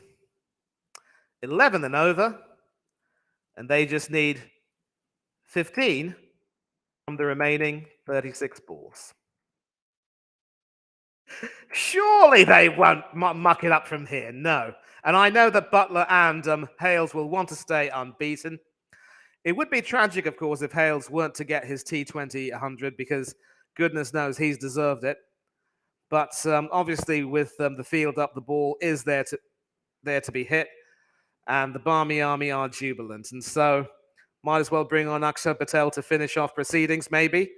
And he bowls round the wicket to the right-handed Hales, who sort of fends that all the way to deep mid-wicket for a single. And Buttler went big. So Surya Kumar Yadav there, not in the best position to catch that. It goes off his fingers all the way to the boundary. Sums it all up, really. And so this second delivery is played by the right-handed Buttler all the way to covers. 155 for no loss. Buttler has moved on to 70, of course, with those shots. Hales is on 81. And so with about 14 runs to get, it looks as though Alex Hales will not get his well-deserved T20 century, but he won't mind that one bit. He's more than played his role in getting England to the final, and this has been quite simply a dream day for England and an absolute nightmare for India. And a single played by Jos Buttler off that third ball all the way to point. That brings Alex Hales back on strike. Any of you in the chat right now, Werewolf, where are you? Get back in here. We need you. Fourth delivery, round the wicket. And, a hairy moment there from Alex Hales. Plays the ball onto his foot. Very nearly got himself stumped, but got back in time. So it's a dot ball. Dot balls are normally currency, but at this point in time, they are not really worth very much. They'll need a lot more than that. 2 balls left from Akshar's over. He's been expensive. Certainly a good way to finish his spell with just 2 runs off this over so far and 3 dot balls.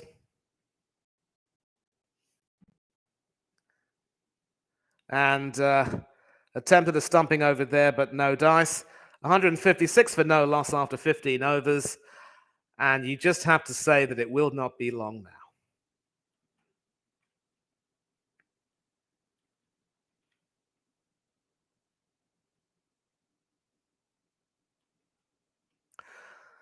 Not even 3 an over required, and surely not even they can muck this up. India's bowling has been rendered toothless today. And it's amazing how the wickets have sort of played true for the batsmen the longer this tournament has gone. So with the final to be played at the Melbourne Cricket Ground, there will be a lot of discussions as to what the strategy will be. England, of course, will look forward to playing a Pakistan team which is also rejuvenated, but which also is still capable of a few mistakes. And they will still fancy their chances against Azam and Rizwan, the opening bowlers, notwithstanding them getting back into form magnificently in the semi-final. It is Shami to bowl this over. Over the wicket to the right-handed Buttler, I think, who is able to play that over the covers in the air, but the fielder wasn't there, and they run for 2. Yes, it is in fact Buttler who played that. Or was that Alex Hales who played that? I'm going to take a look and see. Yep, it was Buttler who played that. So 2 runs off that first ball. 11 needed. It will not be long now. 11 off 29. My commiserations, of course, to India, but it just has not been their day today. And I know that my friends Prasanna Balakrishnan and from PB Talks and VJ from Sportswire will have a lot to say about this performance. None of it good. Second delivery over the wicket to Buttler, who wafts at that and misses it, goes through to the wicketkeeper.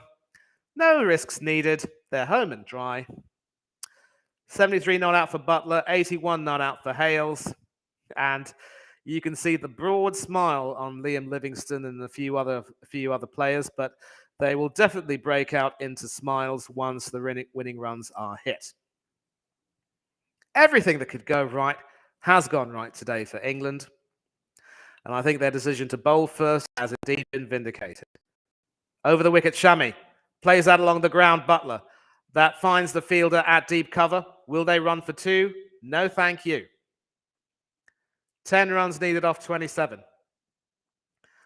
And Surya Kumar knows that the game is long since up.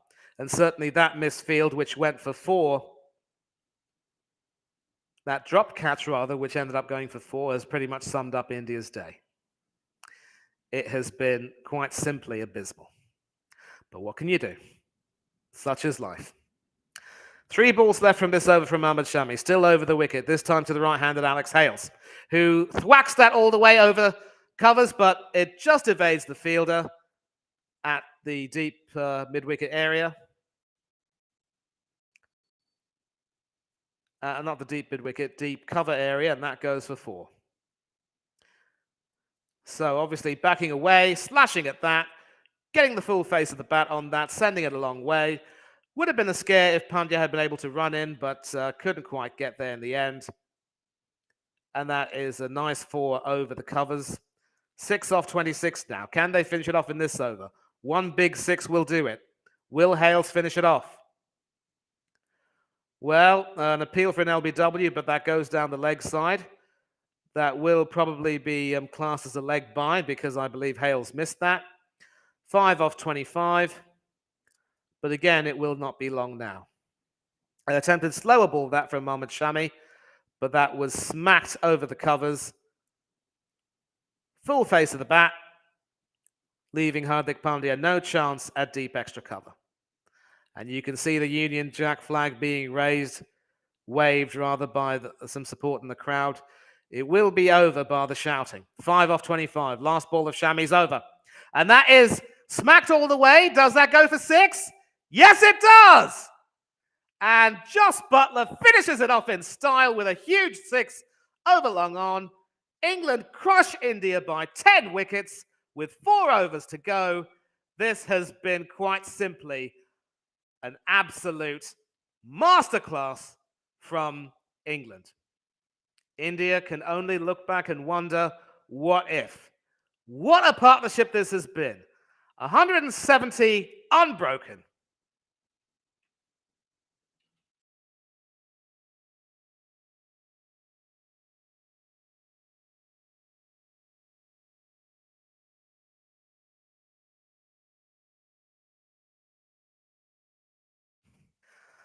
Madly away at the ticker right now, and you will see it right there.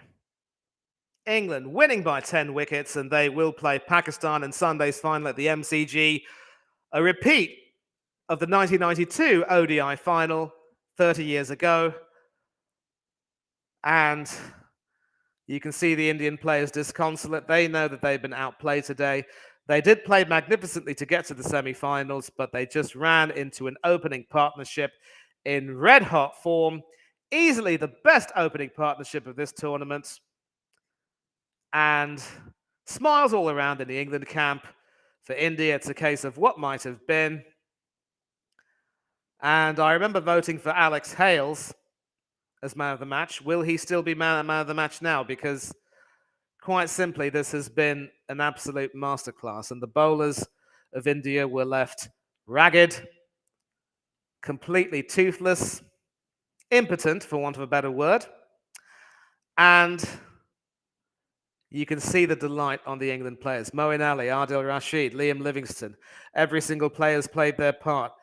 Phil Salt wasn't even needed today, so will he possibly be needed for the final when England play Pakistan? It will depend, of course, on David Malan's groin injury. Will it settle in time? If it won't, then Salt will experience a T20 World Final. But what a performance from Jos Buttler. What a performance from Alex Hales. An opening partnership for the ages. Yuzvendra Chahal there will feel as though he should have played today. Deepak Hooda played early in the tournament. And celebrations all around from Matthew Mott, Paul Collingwood and Michael Hussey. Collingwood, of course, being the victorious England captain in 2010 when they won the T20 World Cup in the Caribbean. So, England are through to the final. They will play Pakistan. And Rahul Dravid, who's seen it all, who's experienced the joys of victory and the agony of defeat, consoling his players. Ben Stokes also celebrating. He wasn't needed to bat today. And Hussey has done a brilliant job. And certainly the decision to bring in Michael Hussey as a batting consultant has worked wonders. Hussey, of course, played that magnificent innings for Australia against Pakistan in that 2010 semi-final, which sent Australia to the final against England, an Ashes clash in the Caribbean, only to see England run away with it. And of course, that was a tournament where Kevin Peterson and Craig Kieswetter led the way with opening partnerships. And of course, when it comes to T20 batting, opening partnerships are key. And what a partnership this has been. And we see Werewolf coming in. Oh, yeah. You can't scream. It is late where you are, but I know you're buzzing. And listen, if you are able to join in on a Saturday night, don't worry about screaming. You can scream as loud as you want. I'm sure your neighbors won't complain. Yep, you are buzzing. I know you are. An absolute massacre. Not a single wicket to fall. And listen, Werewolf, listen. I understand that it's a little bit late, but if you want to come in and have a face-to-face chat, just click the link. We will talk quietly. I'm sure your neighbors won't mind. But if you can't, no hard feelings. I will look to see you on Sunday, my friend. And shout out as well to Dan Day, who's come into the chat. If you are back in the chat, I would like to talk to you. But if you can't, not a problem at all. I will end the stream not long after the captains have had their say. And the bowling figures for India make pretty grim reading indeed. Shami, Akshay, and Ashwin not really getting any kind of joy. 80 not out for Joss Buttler, 86 not out for Alex Hales. No wickets falling down. Chris Jordan coming into the side in place of Mark Wood, playing an important role with 3 for 43. He was hit out of the park later on in the innings by Hardik Pandya, but again, it was just academic. The opening partnership really did it. 170 not out for England compared to just 9 for India. And the stage is set for an almighty clash between England and Pakistan at the Melbourne Cricket Ground on Sunday, 7 p.m. Melbourne time, 8 a.m. GMT. And of course, that would mean 1:30 p.m. here in India, where I am. And of course, I will look to come on start this stream at least half an hour or 45 minutes in advance so that we can have some chance to talk to some people, reflect on what has been a brilliant tournament, a controversial tournament at times, a dramatic tournament in many ways, but certainly a remarkable T20 tournament. And now we have the player of the match. It is Alex Hales.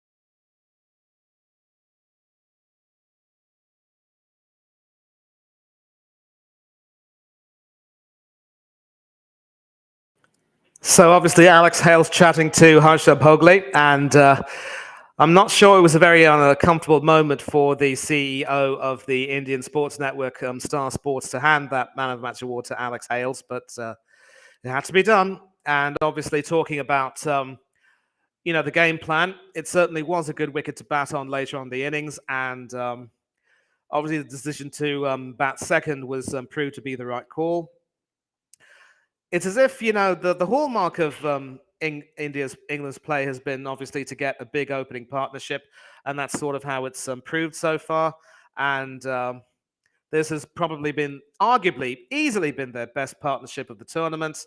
And the way they were able to take the attack to the bowlers was just magnificent. They will be up against it when it comes to facing the likes of Shaheen Afridi and Haris Rauf and Mohammad Wasim, Naseem Shah, and of course Shadab Khan and Mohammad Nawaz. But for now, England will be mightily proud of the way they've batted today, stuck to their game plan magnificently. And it was, of course, set up by some really disciplined bowling where there was no opening partnership of which to speak. Obviously, Rahul Lokesh getting himself out so early. And I see a Manchester United fan not going to celebrate very much, but this definitely made your year onto the final. And regardless of what happens in the final, we can be very proud of how England have played. But I do have a feeling that Sunday night's going to be a good night. a little black-eyed peas there for you. And if we take a look at India's batting, as I've said, obviously no big partnerships really to celebrate. Of course, at the final hurdle, India have now fallen at the semi-final stage of the 229 ODI World Cup and now 2022 T20 World Cup. They've fallen at the semi-final hurdle, so not a very good day for Rohit Sharma. But obviously, the partnerships were few and far between, really. Partnership of 47 for the second wicket between Rohit Sharma and Virat Kohli, threatening to go a bit further, and Sharma will look back on what has been a disappointing tournament for him with the bat, and certainly not quite able to do very much justice to himself, take the team over the line. And then even when Surya Kumar Yadav joined Kohli, there was some hope, but Yadav holding out off the bowling of Chris Jordan to Phil Salt in at the deep point area, who took that fine catch. He certainly made his contribution there to England's cause. And then, of course, there was that brief glimmer of hope with the 61-run partnership between Virat Kohli and Hardik Pandya, who started to play his shots. And after that, it was a case of wickets falling at regular intervals. Rishabh Pant having to sacrifice his wicket after Kohli got out, getting himself out after a 50, timing that ball just too well, finding Adil Rashid at short third man. Rishabh Pant having to sacrifice his wicket to enable Hardik Pandya to come in at the end and add 10 more runs before he got out on the very last ball, hit wicket to Chris Jordan. And of course, another analysis will see that Ben Stokes had 2 overs for 9 runs. Not too bad. Chris Woakes also getting the early wicket of Rahul Lokesh, getting him to edge it to Buttler. Doing quite well. Sam Curran was uncharacteristically expensive, hit for 2 sixes and 5 fours, not able to get the swing or the line he wanted, and he was attacked by Pandya and company at the end overs. Brilliant display of leg spin bowling from Adil Rashid, 1 for 20 off 4, an economy rate of 5. Only hit for 1 boundary, but came back off this first ball, but came back strongly and never allowed the Indian batsman to settle or get any kind of rhythm. And you see Rohit Sharma and Rahul Dravid sitting there looking very glum indeed. And I cannot imagine what Sharma will have to say at the post-match presentation. Liam Livingston coming in and doing a job. 21 off 3, 7 runs and over. Hit for 3 boundaries, but also didn't allow the batsman to get any rhythm. And Chris Jordan would have been key coming in to replace Mark Wood. Certainly bowled well enough and took 3 wickets, including 2 very close to the end. I believe he was able to snare Virat Kohli and also got the key wicket of Hardik Pandya. And of course, the all-important wicket of Rohit Sharma, who started well and was threatening to add more, but couldn't quite, time that ball and ended up holding out to Sam Curran at deep mid-wicket. And of course, when it comes to England's batting, what can you say? It was just immaculate. T20 batting at its best. No thrills, no spills, no silly risks, just beautiful cricket shots. 3 sixes for Jos Buttler to go with his 9 fours, 7 sixes for Alex Hales to go with his 4 boundaries. They took England home in style with 4 overs to spare. Bhuvneshwar Kumar was expensive. Arshdeep Singh was ineffective. Akshar Patel was completely toothless and one of the most pointless selections you will ever see. Mohammad Shami was also hit eventually, and he was the one who was on the chopping block near the end. 3 sixes and 4 boundaries off his bowling. 2 sixes and a boundary off Ashwin Ravichandran, who conceded 27 off his 2. And of course, Hardik Pandya, he also tried his best, but ended up not being able to prize out the batsman, was hit for a couple of big sixes and a boundary. So what more can be said? It was a game which England wanted to win. They showed the intent. And for Sharma to say that he would have batted first, I think he will look back to regret that decision, because clearly this was a match that was set up nicely for England's opening batsmen to do the job they needed to do. And I think it's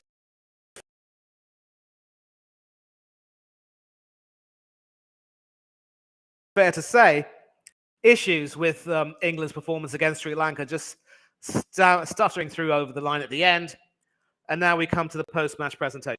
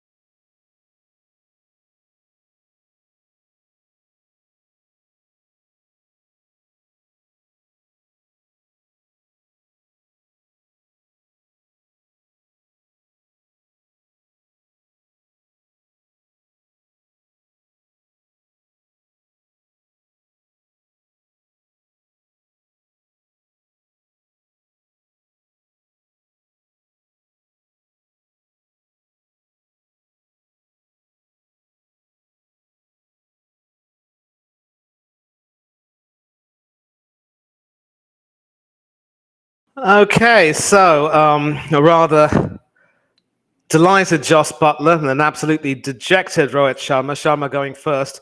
And I'm going to read this comment right now from you, Wolf. The India captain saying, "We lost because there was no rain and there were no corrupt umpires. Hopefully next time we will have rain in our favour and corrupt umpires." Yeah, obviously you're referring to that match against Bangladesh, which India, of course, won by the skin of their teeth almost. And yeah, I think what was really disappointing about Sharma's interview was how little credit he gave to Joss Buttler and Alex Hales, who were absolutely magnificent and took the match away from them, playing some very responsible cricket. No thrills, no spills, no silly risks, no stupid shots. It was T20 batting at its finest, really. And obviously, with Buttler having played 60 odd tests for England, sadly, he's not really much considered in the test picture anymore, but as a limited overs batsman, he is almost unparalleled, and he could very well go down as probably England's greatest ever 2020 player. And if he goes on to lift the trophy on Sunday, he will certainly seal his place in England's Hall of Fame.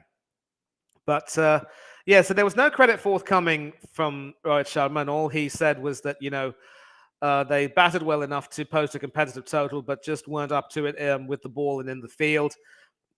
And talking about how, despite winning 4 games in the group stage, they weren't quite able to, pull it together tonight, saying basically that it was all about how you handle the pressure. And of course, there is analysis right now. The first 10 overs obviously proving key for England, racing to nearly 100, while India were just above 60.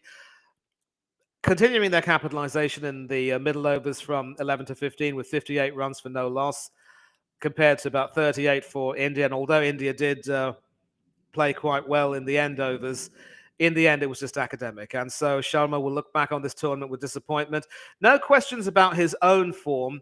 Didn't really get going in this tournament at any particular stage. He might have had a 50 somewhere, but I'm not too really sure.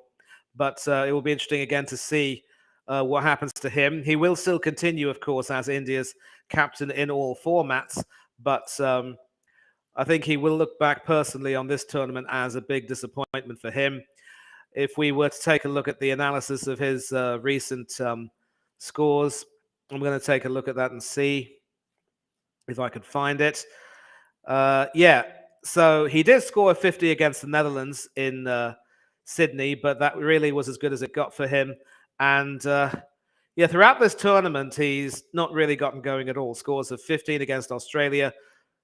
That was a warm-up match, really. He scored 4 against Pakistan, 53 against the Netherlands. That was his only half-century. 15 against South Africa, 2 against Bangladesh, 15 against Zimbabwe, and just 27 tonight against England. So it hasn't been a very good tournament at all for the Indian captain. And although tactically he was quite good in the group stages, tonight he was pretty much found wanting. And it was very interesting again to hear him say he would have batted first had he won the toss. That decision to bowl first by England proving to be the right decision, not allowing India to get any kind of partnerships, and not a very gracious speech from the Indian captain towards England and his players. But obviously, given the nature of the defeat, I suppose he couldn't really find room to be gracious. But it is what it is, and India continue. They will continue playing ODI cricket and return to the Test arena very soon. Virat Kohli has underlined how important he is to India's cause. Surya Kumar Yadav and Hardik Pandya have had pretty good tournaments with the bat as well. Rahul Lokesh belatedly playing himself back into form, which has been a theme for many batsmen in this tournament. But overall, a disappointing way for India to end, and they will have to pick up the pieces and try and move forward. As for England, they are absolutely over the moon. Alex Hales and Joss Buttler agreeing that that was as close to the perfect T20 ODI innings, T20 innings. Yeah, T20 international innings that Alex Hales could have played. Not quite getting his century, but definitely in the situation against India in a World Cup semi-final. It couldn't get any better. And of course, Buttler playing his important hand with his batting, of course. And this segues into what you've just said now, Werewolf. The only problem that you have is that Moeen Ali should be captain. As you've said, Hales and Buttler are absolute monsters. I've already given credit to Adil Rashid, a terrific performance from him under the circumstances. Again, I will not agree that Moeen Ali should be captain, because how can you in any way judge a captain who, under pressure, was able to pull out batting performances like he did against New Zealand, against Sri Lanka, and against India tonight, and also lead the team very well in terms of rotating his bowlers, not allowing batsmen to truly settle. Of course, given India's batting depth and quality, certainly with Pandya, they were, of course, in a position to try and hit out in the latter overs. But India's team selection today will be reflected on. An absolute mistake to keep Akshar Patel in the lineup. Rishabh Pant didn't do very much with the bat either. But England's game management and team management has been superb. So no, I don't agree that Moeen Ali should be captain. He did win that one-day series against Pakistan, so maybe he will offer Buttler some advice. But in the end, it's a different day, different venue, different circumstance. It's a World Cup final. You will not in any way expect England to deviate that much. The only problems they have could potentially be selection problems, because with Chris Jordan having done well, should he make way for Mark Wood if and when Mark Wood recovers from his muscle stiffness? And again, with Phil Salt coming in for David Malan, if Malan were to recover, does he slot back in? Would be very harsh on Phil Salt, but I think he can certainly look back at. And now it's the coach's press conference. Rahul Dravid is speaking.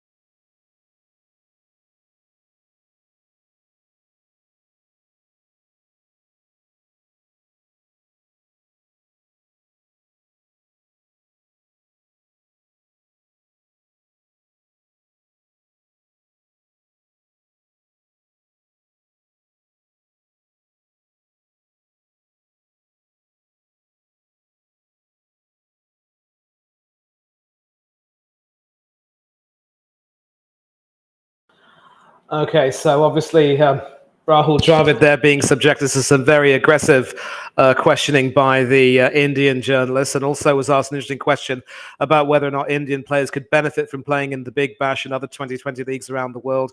Dravid saying no, because there's no way that that could be beneficial for them, given that it would be during the peak of their season.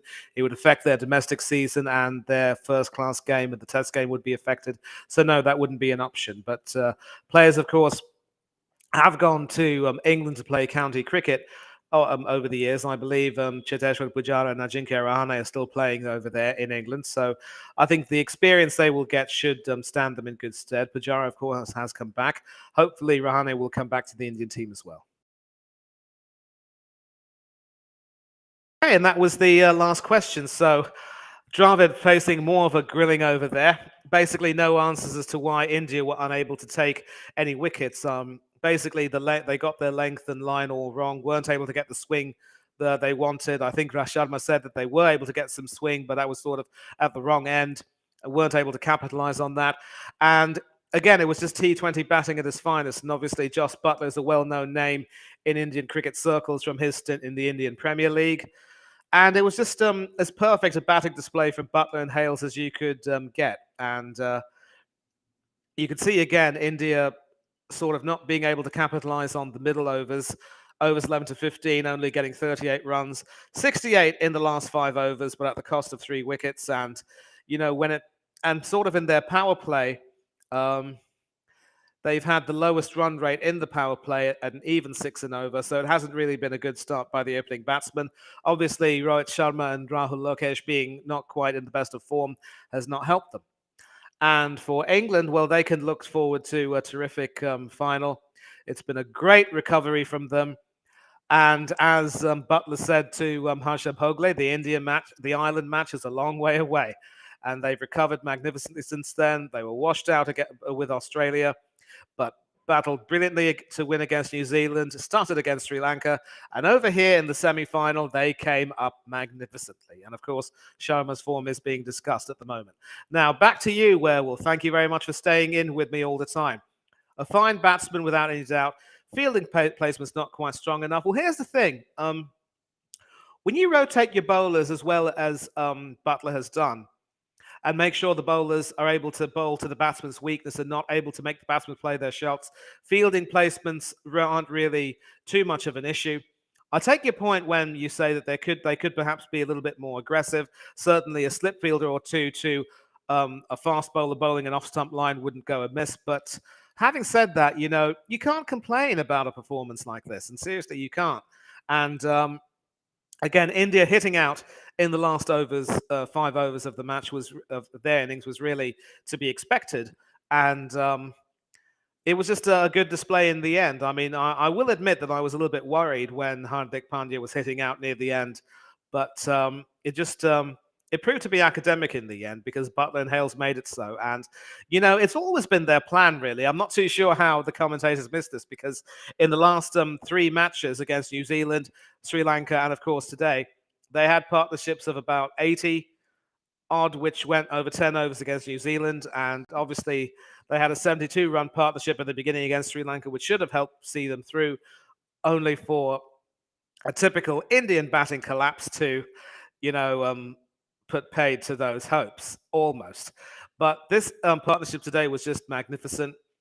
And we can have a debate on the issue of fielding placements, but I just believe the way he's rotated his bowlers in these 3 games has been absolutely brilliant. He's shown that he is the right man for the job.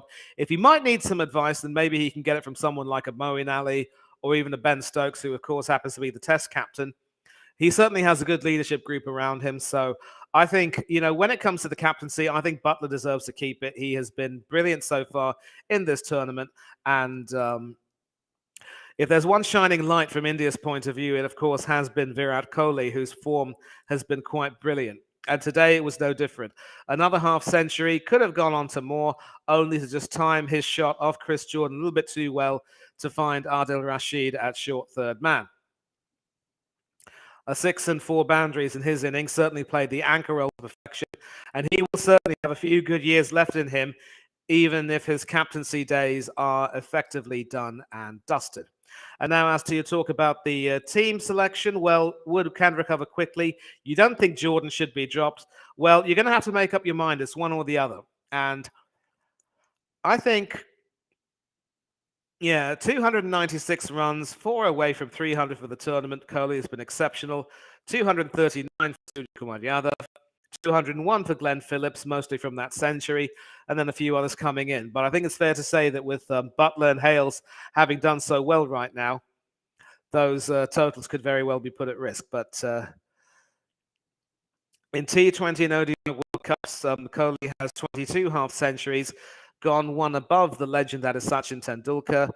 Rohit Sharma, of course, is on 18, and you think that he will get a little bit more. And yeah, so it has to be either Wood or Jordan. Personally, I think with the momentum that Jordan has provided, he would come in. To ask Mark Wood to recover from muscle stiffness, knowing how he has often gone down the leg side with his length, I'm not too sure that would necessarily be the best way to go. And Jordan has certainly looked good. So it's a tough decision and the type of decision you want. And if Malan were to recover from his groin injury, he would almost certainly come back into the team. It would be very, very harsh indeed on Phil Salt, who never got to bat. He did take an important catch, though, to get rid of Surya Kumar Yadav, who, had that catch not been taken, the sky would have been the limit. Not even that sky would have been the limit. But again, a professional performance by England, and where do India go from here? An interesting question was asked, of course, with the next T20 World Cup being 2 years away. Would India have the likes of Virat Kohli, Ashwin Ravichandran, maybe even Rohit Sharma, or even the likes of Bhuvaneshwar Kumar and Mohammad Shami? And Dravid saying it's too early to talk about that. We have to reflect on this tournament, reflect on the good and bad things that have happened. And he stopped short of calling this defeat a debacle. What you would expect, that sort of hyperbole from the Indian press. But he obviously was quick to credit Jos Buttler and Alex Hales for the way they played, unlike Rohit Sharma, who was a little bit ungracious in that regard. And sort of the way it goes. So India have a lot to think about, a lot of soul searching to do, a lot of planning, obviously, to go into the ODI World Cup, which will be coming up next year. And, of course, the T20 World Cup, which will be coming the year after that. And, of course, they're talking about the unsettled middle order, both the wicketkeeper batsmen, Rishabh Pant and Dinesh Karthik, not having the best of tournaments. 9 runs in 3 innings for Karthik, 14 runs in 2 innings for Rishabh Pant. Both of them wicketkeepers. Dinesh Karthik certainly having a disappointing tournament. And sort of how it's been so far. A few of their most vaunted players have not really stepped up to the plate, the captain being one of them. And it's just been disappointing in many ways. And obviously, Akshar Patel, his selection today was another blunder. I think that they got their selection all wrong today, and they're going to have to look back and see how they play going forward. And obviously, we see, again, shots of Rohit Sharma and Mohammad Shami consoling everyone. And of course, Chahal not getting a game in this World Cup, an absolute blunder, because leg spinners have had the joy so far. Adil Rashid, Adam Zampa of Australia, Shadab Khan from Pakistan. Even Ish Sodhi has done okay in terms of the economy rate, even if he hasn't picked up too many wickets. So another blunder there from the Indian team management. But England, after their stuttering start, they did everything they had to do. They did it perfectly. They've come into form at the best possible time. And they're going to come up against a Pakistan team on Sunday who have also faced a similar circumstance. But they know that they owe Netherlands and the likes of Roelof van der Merwe a great deal of gratitude for enabling them to get to the semi-finals. But again, it's always how you play on the day. You're only as good as your last game. So, Sunday, the stage is set. The iconic Melbourne Cricket Ground.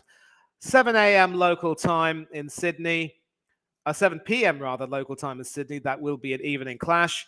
8 a.m. GMT, 1:30 p.m. in India. And of course, it will be 3 a.m. Eastern time in the US and Canada. And even earlier, the further the westward you go. So, Werewolf, if you will be joining in at about 2 in the morning, wherever you are always welcome to join in. We love having you around. I'm hoping to see a lot more England fans joining in to cheer England on. I would imagine the MCG to be packed to the rafter with Pakistan fans, but I'm sure the England fans as well will make themselves seen and heard. They're not called the Barmy Army for nothing. But for now, if you're an England fan, celebrate today. It has been an absolute dream, an absolute masterclass, an absolute hammering. And if you're an Indian fan, all I can say is commiserations. Good luck in 2 years. You've got a lot of thinking to do, a lot of soul searching to do. You've done well this tournament, but today just was not your day. Everything that could go wrong did go wrong, and that's how you're going to have to take it. Once again, thanks to everyone who's joined me today. Shout out to everyone, Mystic Werewolf, Dan Day, everyone else who's joined in the chat. Obviously, Orest coming in there. And yeah, so we'll have a lot to say about England in the coming days. We will certainly look to do a review show and a preview show either tomorrow or the day after, whenever we get the time. Maybe even tonight. I don't know. We will see. But for now, of course, with all headlines, most of the headlines being on England's Football World Cup squad selection, England's Cricket World Cup team has done the nation proud today. And that is where I will leave it off. Final reminder, do subscribe to this channel. It is Hanno's Coach Corner. Do follow Hanno Trollope on social media. His Instagram ID is right there in the ticker, Hanno_Coach_Corner. His Twitter handle is Hanno70830030. That is Hotel Alpha November Oscar 70830030. And of course, you can find me on this channel, Manny Thangadurai, bringing you some decent commentary, detailed commentary. I make mistakes, but I try and improve. And I hope I was able to guide you through everything that's happened today. And I will definitely be on your screen on Sunday. Looking forward to seeing you then. But until then, thank you all very much for joining in. Enjoy the rest of your day. Stay safe. Stay happy. Don't do anything I wouldn't do. Take care of yourselves and each other. And until next time, until this Sunday, definitely, I am out. Come on, England!